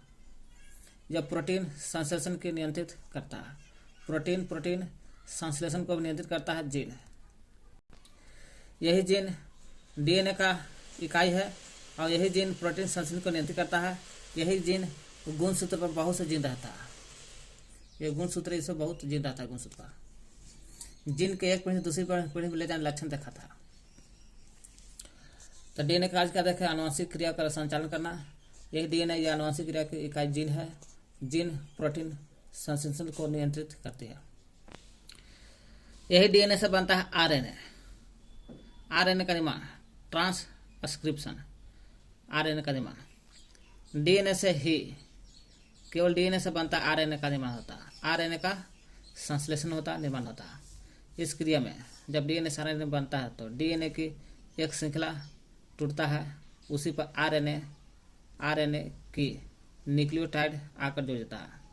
डीएनए की जब श्रृंखला पर कौन आता है कि डीएनए से बनता आरएनए, तो आरएनए आएगा, आरएनए की न्यूक्लियोटाइड, आरएनए की क्या होता है? न्यूक्लियोटाइड आकर जुड़ जाता है डीएनए की श्रृंखला पर। इस प्रकार एक अस्थायी नहीं, डीएनए की श्रृंखला टूटता है तो आरएनए बढ़ता है, इसलिए अस्थायी डीएनए आरएनए संकर का निर्माण करता है। कैसा? अस्थायी डीएनए आरएनए संकर का निर्माण करता है। इसमें नाइट्रोजन बेस थायमिन के स्थान पर नाइट्रोजन जो क्षार है थायमिन रहता है। थायमिन नाइट्रोजन क्षार है, जिसके स्थान पर यूरेसिल होता है। नाइट्रोजन बेस थायमिन है, थायमिन कट के यूरेसिल आ जाता है। और कुछ समय बाद आरएनए की समजात श्रृंखला अलग होता है।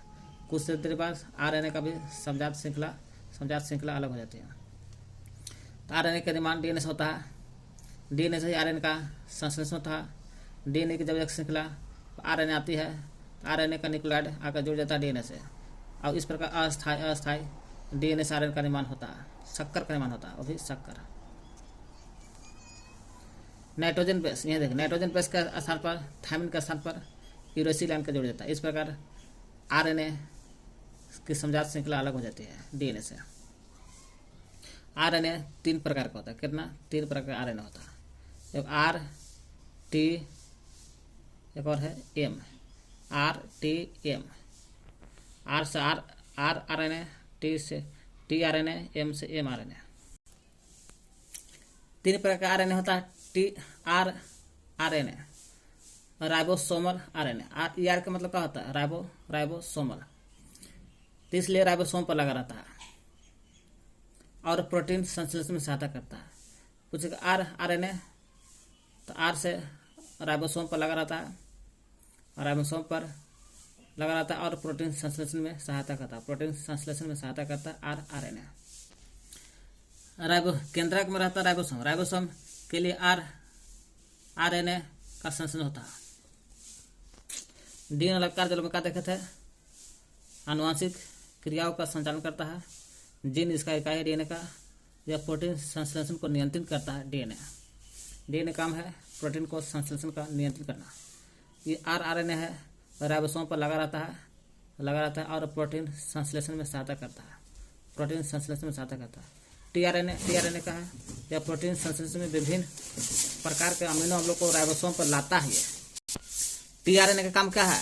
प्रोटीन संश्लेषण जब होता है उसके विभिन्न प्रकार के अमीनो अम्ल रहता है। प्रोटीन संश्लेषण होगा तो इस समय जब प्रोटीन संश्लेषण होगा ना उस समय अमीनो अम्ल आता है, तो यही अमीनो अम्ल को राइबोसोम पर लाता है। कौन? टीआरएनए, जहां पर प्रोटीन बनता है। राइबोसोम पर लाता है कौन? टीआरएनए। यही राइबोसोम पर लाता है जहां पर प्रोटीन बनता है। जहां प्रोटीन बनता है वहीं राइबोसोम आता है। और राइबोसोम आ गया तो राइबोसोम पर लगा रहता है आरएनए, वहीं प्रोटीन संश्लेषण होता है। एक और देखते हैं, प्रोटीन बनाने का अंतिम क्रिया को क्या बोलते हैं? ट्रांसलेशन का। जो ट्रांसलेशन। एमआरएनए क्या है? मैसेंजर। टी हो गया ट्रांसफर का मतलब प्रोटीन संश्लेषण जब होता है, प्रोटीन संश्लेषण में विभिन्न प्रकार के अमीनो अम्लों को, जब प्रोटीन संश्लेषण होता है उस समय विभिन्न प्रकार के अमीनो अम्लों को राइबोसोम पर लाता है। क्योंकि राइबोसोम पर प्रोटीन बनता है और प्रोटीन बनने के अंतिम क्रिया को ट्रांसलेशन कहते हैं। एमआरएनए क्या है? एम से हो गया मैसेंजर। यह केंद्रक के बाहर रहता है और विभिन्न आदेश लेकर अमीनो अम्लों को चुनने में मदद करता है। पूछेगा एमआरएनए कहाँ रहता है? केंद्रक के बाहर रहता है। केंद्रक है एक बाहर रहेगा। क्यों केंद्र का बाहर रहेगा एमआरएनए? ताकि अमीनो अम्लों को चुन सके। आरएनए का देख राइबोसोम पर लगा रहता है, प्रोटीन संश्लेषण काम करता है। टीआरएनए काम है प्रोटीन संश्लेषण में विभिन्न प्रकार का अमीनो अम्ल बनता है। जब प्रोटीन संश्लेषण होगा उसमें बहुत प्रकार का अमीनो अम्ल बनता है जो राइबोसोम पर लाता है अमीनो अम्ल को। यही राइबोसोम पर जहाँ पर प्रोटीन बनता है। एमआरएनए का काम है केंद्र के बाहर रहता है ताकि अमीनो अम्ल को चुन सके। डीएनए आरएनए में अंतर है। यह डीऑक्सी राइबोज शर्करा होती है। डीऑक्सी राइबोज शर्करा होती है, शर्करा है यह राइबोज शर्करा होती है। डी से डीऑक्सी, आर से राइबोज शर्करा होती है। इसमें एडेनिन, ग्वानिन, थायमिन, साइटोसिन होता है जो क्षार है। इसमें बेस थायमिन की जगह पर यूरेसिल देखे है ना। आरएनए बनता है आरएनए, तो बेस थायमिन की जगह पर बेस नाइट्रोजन थायमिन, नाइट्रोजन की बेस की जगह पर यूरेसिल आता है। थायमिन है, थायमिन की जगह यूरेसिल आता है।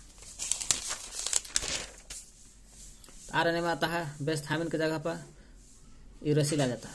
इसमें केंद्रक पाया जाता है। डीएनए में केंद्रक होता है। कभी कभी केंद्रक माइटोकॉन्ड्रिया हर इलाकों में होता है। इसमें केंद्रक और कोशिका द्रव दोनों होता है। आरएनए में केंद्रक भी हो जाता है और कोशिका द्रव दोनों होता है। पादप कोशिका जंतु कोशिका में अंतर है। तो पादप कोशिका जंतु कोशिका, पादप कोशिका इसमें कोशिका भित्ति पाई जाती है। पादप में कोशिका भित्ति, इसमें नहीं रह पाया जाता, जंतु में नहीं पाया जाता कोशिका भित्ति। इसमें लवक पाई जाती है, इसमें लवक नहीं रहता है जंतु में। लवक रहेगा तो हरित वर्णित अवर्णित तीनों रहना चाहिए। तारक काय नहीं रहता है, जंतु में रहता है तारक काय, इसमें तारक काय जंतु में रहता है। रिक्त का बड़ी होता है, इसमें रिक्त का छोटा होता है, जंतु में छोटा, पेड़ में ज़्यादा होता है रिक्त का। आकार लगभग आयताकार होता है, इसका गोलाकार होता है, वृत्ताकार होता है, जंतु के वृत्ताकार और पादप के आयताकार होता है।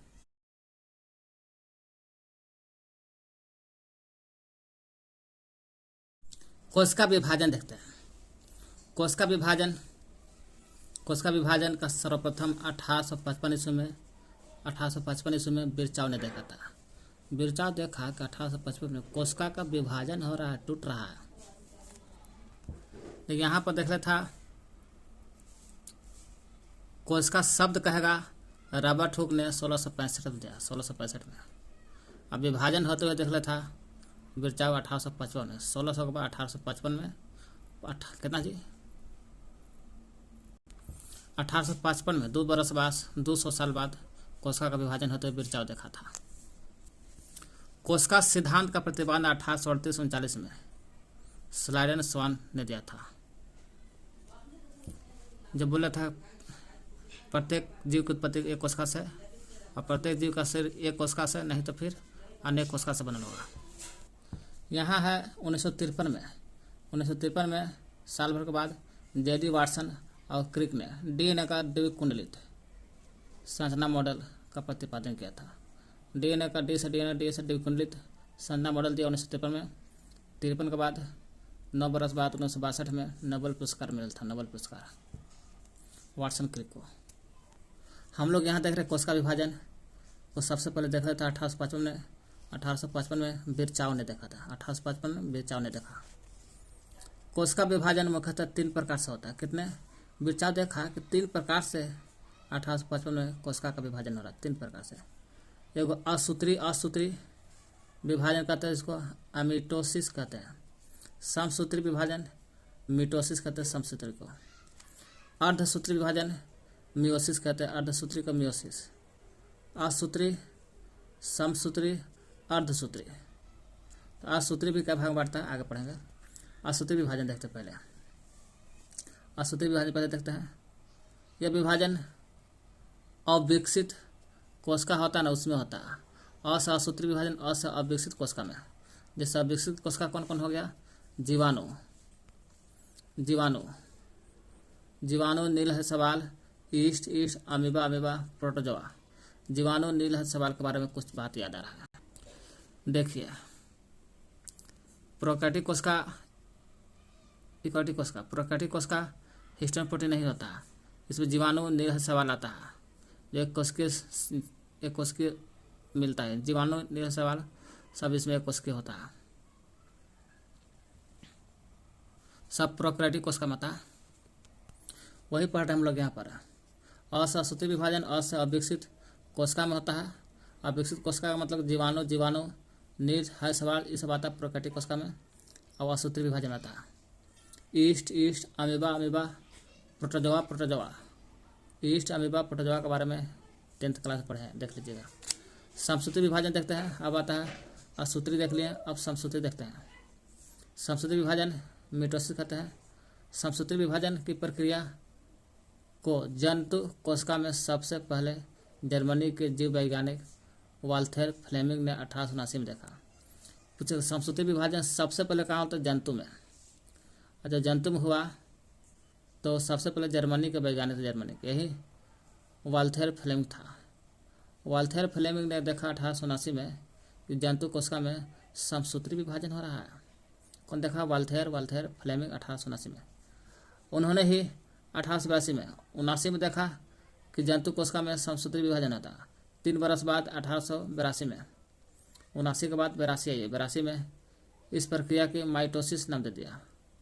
वाल्थेर फ्लेमिंग ने देखा 1879 में कि जंतु कोशिका में समसूत्री विभाजन हो रहा है।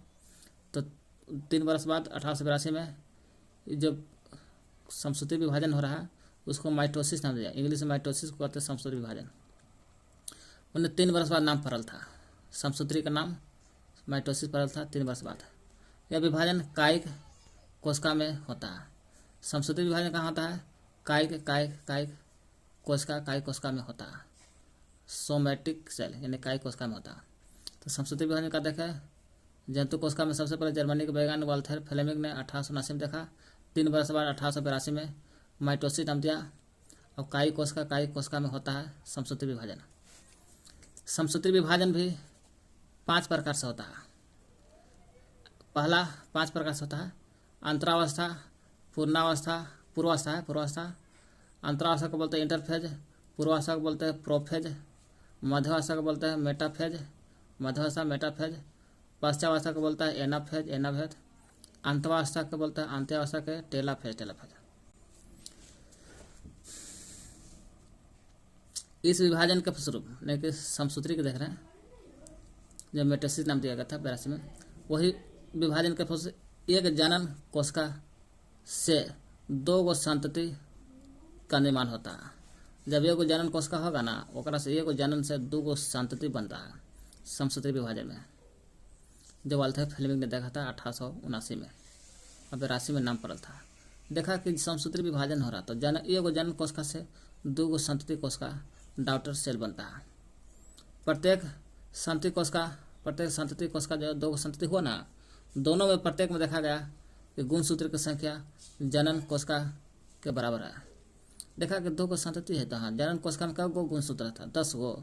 तो दो संतति कोशिका बना, एकरों में 10 को 20 गो हो गया। पहले का संतति में 10 गो और दूसरों में संतति में 10 गो। समसूत्री विभाजन में यही देखा गया, एक गुणसूत्र की संख्या, एक जनन में जितना कोशिका में जितना गुणसूत्र है 10 गो होगा, तो एकरों में 10 गो होगा, यानी 10 20 गो, दुगुना है। इसलिए वही कह रहा प्रत्येक संतति कोशिका में गुणसूत्रों की संख्या जनन कोशिका के बराबर है, दोनों बराबर होगा। समसूत्री विभाजन की पश्चावस्था, ये जो पश्चावस्था है ना, 5 भाग है ना समसूत्री विभाजन का, 5 भाग, तो पश्चावस्था की बात हो रहा है। समसूत्री विभाजन का पश्चावस्था जो भाग है सबसे छोटी होती है। ये क्या होता है? पश्चावस्था सबसे छोटी है भाई, इसलिए इसका नाम है पश्चावस्था। केवल 2 से 3 मिनट में समाप्त होता है। जब पश्चावस्था होता है समसूत्री में 2 से 3 मिनट में खेला खत्म हो जाता है इसका। तो क्या कर देखें हम लोग यहाँ से समसूत्री विभाजन को देख लेते हैं। जंतु कोशिका में सबसे पहले जर्मनी के वैज्ञानिक वाल्थर फ्लेमिंग ने 1879 में देखा। वाल्थर फ्लेमिंग ने 1879 में, और 82 में माइटोसिस नाम दे दिया था, समसूत्री नाम दे दिया था। ये कायिक कोशिका में होता है समसूत्री विभाजन। ये 5 प्रकार का होता है। अंतरावस्था, पूर्वावस्था, मध्यावस्था, अंतरावस्था का इंटरफेज, पूर्वावस्था का प्रोफेज, मध्यावस्था का मेटाफेज, पश्चावस्था का एनाफेज। पश्चावस्था सबसे छोटी अवस्था है, 2 से 3 मिनट में खत्म होता है। अंतरावस्था, अंत्यावस्था, टेलाफेज आता है। समसूत्री विभाजन जब होता है तो एक जनन कोशिका से 2 गो संतति कोशिका होता है। जब एक जनन कोशिका में 10 गो गुणसूत्र रहेगा तो 2 गो संतति कोशिका बनेगा, उसमें भी 10-10 20 हो जाएगा। वही कह रहा समसूत्री विभाजन में एक जनन कोशिका से 2 संतति कोशिका बनता है, और दोनों में एक जनन कोशिका में जितना होगा गुणसूत्र उतना ही होता है। प्रत्येक संतति कोशिका में गुणसूत्र की संख्या।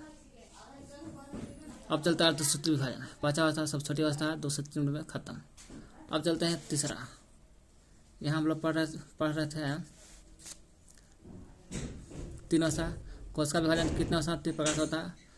समसूत्री पढ़ लिए, अर्धसूत्री, असूत्री पढ़ लिए। असूत्री अविकसित कोशिका में होता है, जब जीवाणु नील है सवार, ईस्ट है ना, अमीबा में होता है। अब समसूत्री भी पढ़ लिए। अर्धसूत्री विभाजन थोड़ा लंबा है, इसी को मेयोसिस पढ़ते हैं, इसका पढ़ते हैं तीसरा आता है अर्धसूत्री विभाजन, मेयोसिस कहते हैं। इसकी खोज फार्मर तथा मोरे ने किया था। कौन किया था? फार्मर और मोरे ने किया था अर्धसूत्री विभाजन 1905 में। जब फार्मर और मोरे ने खोजा 1905 में, तो इसको नाम दिया था मेयोसिस, यानी कि अर्धसूत्री विभाजन है। मेयोसिस नाम दिया गया था अर्धसूत्री को। अर्धसूत्री विभाजन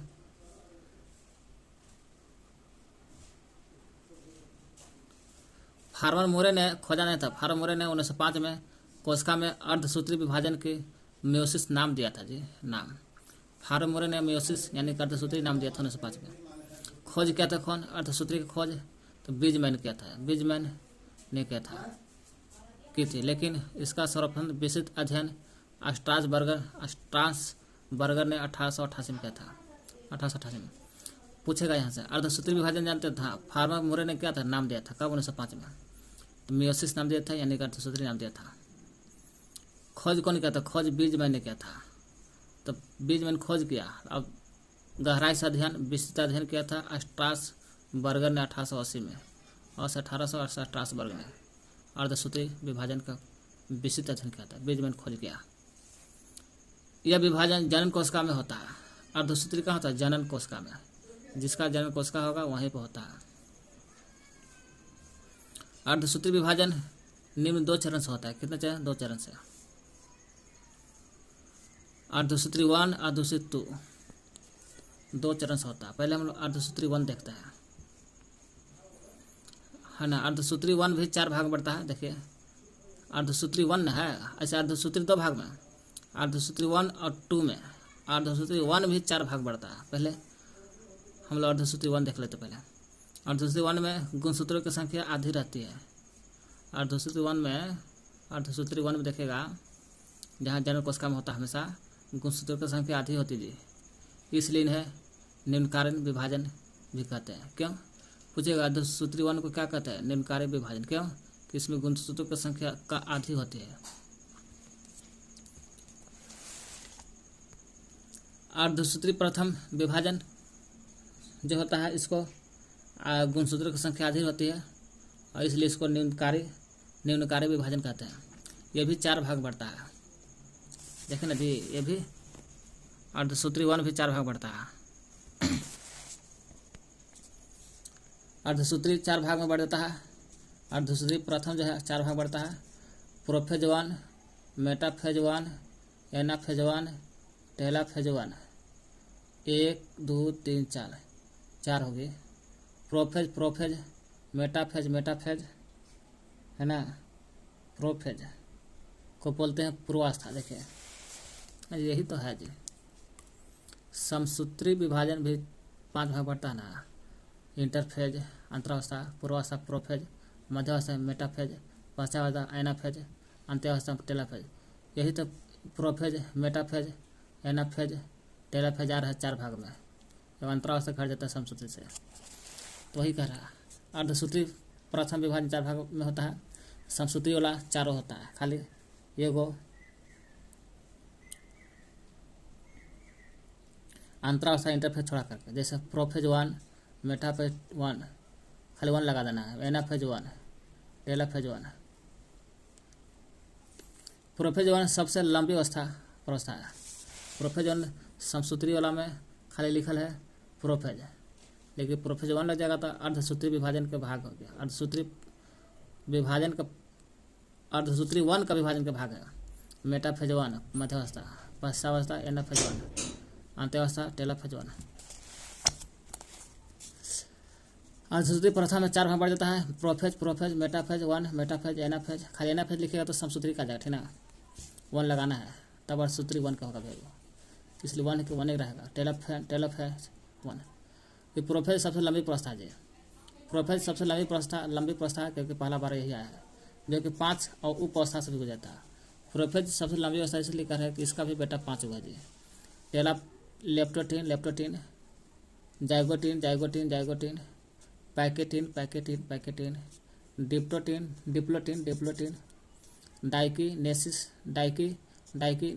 डाइकीनेसिन। प्रोफेज सबसे लंबी अवस्था इसलिए है कि 5 बेटा है इसका, इसलिए लेप्टोटीन, जाइगोटीन, पैकेटीन, डिप्लोटीन, डाइकीनेसिस है। लेप्टोटीन जो सबसे लंबी है। लेप्टोटीन गुणसूत्र उलझे हुए पतले धागों की तरह दिखाई देता है। लेप्टोटीन देखिए ना, गुणसूत्र एकदम उलझा हुआ रहेगा, पतला रहेगा, धागा की तरह, है ना, इसलिए लंबी अवस्था है। इन्हें क्रोमेनेटे कहते हैं। लेप्टोटीन क्या है, इसमें गुणसूत्र जो रहता है ना, लेप्टोटीन उलझा हुआ रहता है, एकदम उलझा फुलझा रहता है और धागा के तरह दिखाई देगा, इसलिए इसको क्रोमोनिमेटा कहते हैं। लेप्टोटीन में गुणसूत्र कैसा रहता है, उलझा हुआ रहता है, इसलिए उलझा हुआ गुणसूत्र को लेप्टोटीन में क्रोमोनिमेटा कहते हैं। गुणसूत्रों की संख्या 2 गुण होती है। क्रोमोनिमेटा जो है था यानी लेप्टोप्टेन में गुणसूत्र की संख्या उलझा रहता है उसे क्रोमोनिमेटा कहते हैं। यह संख्या द्विगुणित कहलाता है लेप्टोप्टेन में, द्विगुणित डाइप्लॉइड कहलाता है। अब चलते जाइगोटिन, प्रोफेज 1 का ही भाग है। लेप्टोप्टेन देख लिए जो गुणसूत्र संख्या उलझा रहता है जिसे कहते हैं क्रोमोनिमेटा कहते हैं, जो संख्या द्विगुणित होते हैं इसमें लेप्टोप्टेन में। अब चलते हैं जाइगोटिन के बारे में। जाइगोटिन समजात गुणसूत्र एक साथ होकर के जोड़ा बनाता है। माने जो गुणसूत्र समजात है एक करके देखने में लग रहा है वो सब मिल जाता है, मिल करके जोड़ा बनाता है, उसको जाइगोटिन कहते हैं। इसे सिनेप्सिन कहते हैं। जब समजात गुणसूत्र एक मिल जाता है और जोड़ा बना लेता है कि हमने समजात गुणसूत्र एक जोड़ा बनाओ अलग अलग, तो उसे सिनेप्सिन कहते हैं। ऐसा जाइगोटिन में होता है। सिनेप्सिन क्या है? तो सिनेप्सिन जाइगोटिन में होता है। जाइगोटिन में होता है सिनेप्सिन। क्या है सिनेप्सिन? जब समजात गुणसूत्र एक मिल करके जोड़ा बनाता है उस जोड़ा को बोलते हैं सिनेप्सिन। सिनेप्सिन बोलते हैं जोड़ा को। सेंट्रियोल एक दूसरे से अलग होकर के केंद्रक के विपरीत ध्रुव पर चले जाते हैं। सेंट्रियोल क्या है? जोड़ा है। जब जो गुणसूत्र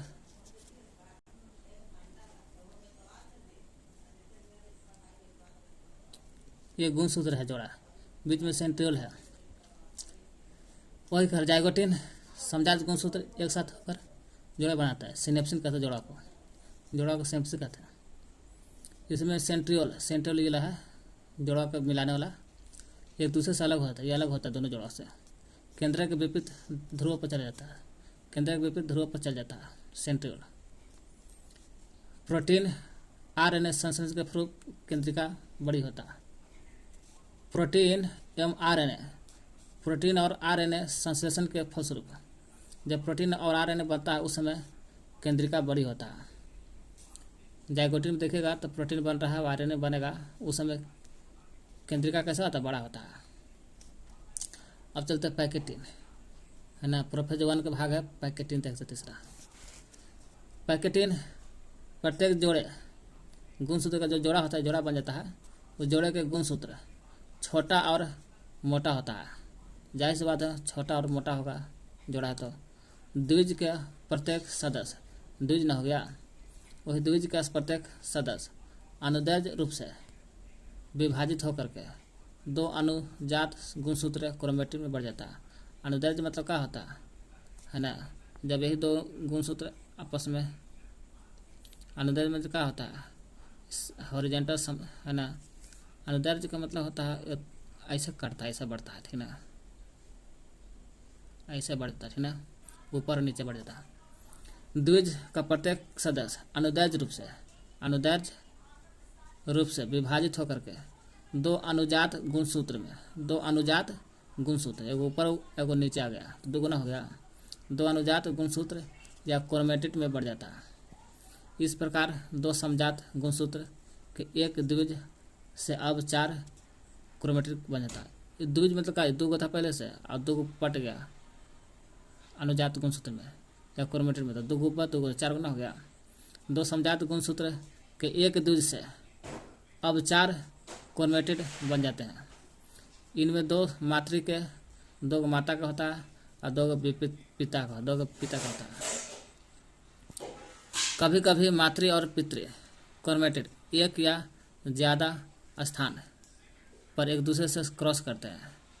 माता पिता का जो क्रोमेटिड होता है, गुणसूत्र जो होता है, एक या एक से अधिक स्थान पर क्रॉस करते हैं। वही कह रहा, कभी कभी माता और पिता के क्रोमेटिड एक या ज़्यादा स्थान पर एक दूसरे से क्रॉस करते हैं।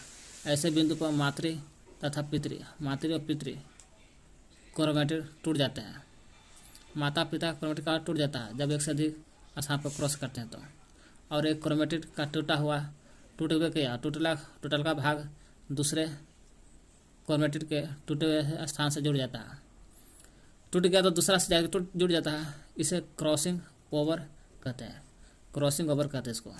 इस प्रकार जीन का नया ढंग से वितरित हो जाते हैं, अर्थात जीन विनिमय पैकेटिंग अवस्था में चला जाता है। जीन विनिमय का होता है उसमें, जीन विनिमय पैकेटिंग अवस्था में हो जाता है। इस क्रिया में रिकॉम्बिनेज एंजाइम भाग लेता है।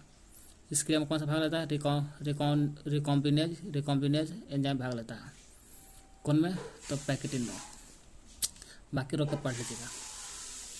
क्रॉसिंग ओवर, अभी देखें ना, एक गुणसूत्र दूसरे गुणसूत्र पर एक सदी का स्थान पर टूटता है तो क्रॉसिंग ओवर होता है माता पिता में। वही क्रॉसिंग ओवर हमेशा नॉन स्टीर क्रोमेटिड के बीच होता है। पूछे क्रॉसिंग ओवर कहाँ होता है? तो क्रॉसिंग ओवर हमेशा होगा तो नॉन स्टीर क्रोमेटिड के बीच होता है। Crossing over non stir chromatid के बीच में होता है। डिप्लोटिन देख लें। अब आ रहा है डिप्लोटिन। प्रोफेज 1 का भाग बेटा लोप्टिन पढ़ लिए, जाइगोटिन पढ़ लिए, पैकेटिन देख लिए, डिप्लोटिन देखते हैं। डिप्लोटिन लास्ट में डाइकिनेसिस देखता है। डिप्लोटिन क्या है? डिप्लोटिन प्रोफेज का बेटा है। डिप्लोटिन समजात गुणसूत्र अलग होने लगते हैं। जब समजात गुणसूत्र अलग होने लगेगा ना, तो परंतु जोड़े के दो सदस्य पूर्ण रूप से अलग नहीं होता है।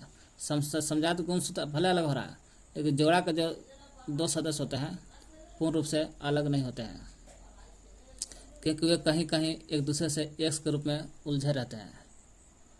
और जब एक्स के रूप में उलझे रहता है, ऐसे स्थान को काइएजमाटा कहते हैं, है ना। काइएजमाटा कहते हैं। काइएजमाटा की औसत संख्या को बारंबारता कहते हैं। काइएजमाटा के जो औसत संख्या देख लीजिएगा, उसको बारंबारता कहते हैं। काइएजमाटा का अत्ययीकरण हो जाता है। कहने में डिप्लोटिन है ना, समजात गुणसूत्र अलग अलग होने लगता है। जब होगा तो समजात गुणसूत्र अलग हो जाएगा जरूर, लेकिन जोड़ा का दो सदस्य अलग नहीं होगा। कहने का मतलब कि ये दोनों समजात है तो अलग हो गया, लेकिन जोड़ा नहीं अलग होगा। ये दोनों भले अलग हो गया, देखिए ये दोनों सटला ही रहेगा जी, ये दोनों सटला ही रहेगा, ये दोनों से अलग हो गया, लेकिन ये जोड़ा अलग नहीं हुआ। समजात गुणसूत्र अलग होने लगता है, परंतु जोड़ा के दो सदस्य अलग, एक से दोनों अलग हो रहा है, लेकिन जोड़ा के दो सदस्य अलग नहीं हो रहा। कहीं कहीं एक दूसरे से एक्स के रूप में उलझे रहते हैं, कहीं न कहीं दोनों एक्स के रूप में उलझे रहते हैं। और एक्स उलझे रहते हैं, जो जगह पर एक्स के रूप में उलझे रहते हैं, उस स्थानों को कहते हैं काइएजमाटा कहते हैं।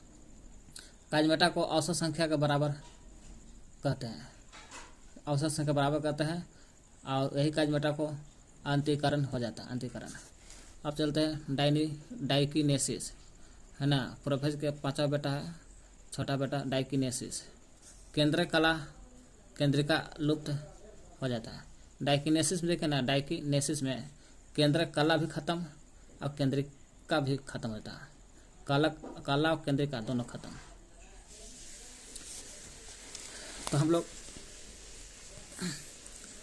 अर्धसूत्री में देखेगा, फार्मा मोरे ने 1819 में मायोसिस यानी कि अर्धसूत्री नाम दिया। खोज कर लेता है अर्धसूत्री के बीजमैन, और विशेष अध्ययन किया था 1855 में अस्टासबर्गर ने। अर्धसूत्री विभाजन जनन कोशिका में होता है, 2 भाग में होता है। अर्धसूत्री विभाजन भी 2 भाग बढ़ता है, अर्धसूत्री 1 और 2 में। 1 में 4 भाग बढ़ता है, आगे पढ़ेंगे। 1 में गुणसूत्र की संख्या आधी होता है, इसलिए निम्नकालीन विभाजन कहते हैं। यही अर्धसूत्री विभाजन 4 भाग बढ़ता है, prophase 1, metaphase 1, anaphase 1, telophase 1। Prophase सबसे लंबी अवस्था है, 5 वर्षों से गुजरता है ना। चलिए देख लीजिएगा, बाकी पढ़ लीजिएगा।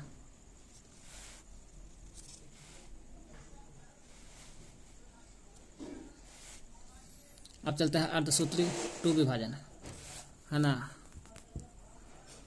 अर्धसूत्री के 2 भाग, अर्धसूत्री 1 और 2 देखते हैं। 2 अर्धसूत्री 2, अर्धसूत्री के दूसरा बेटा 2 है। समसूत्री विभाजन के समान होता है। समसूत्री विभाजन कैसे होता है भाई?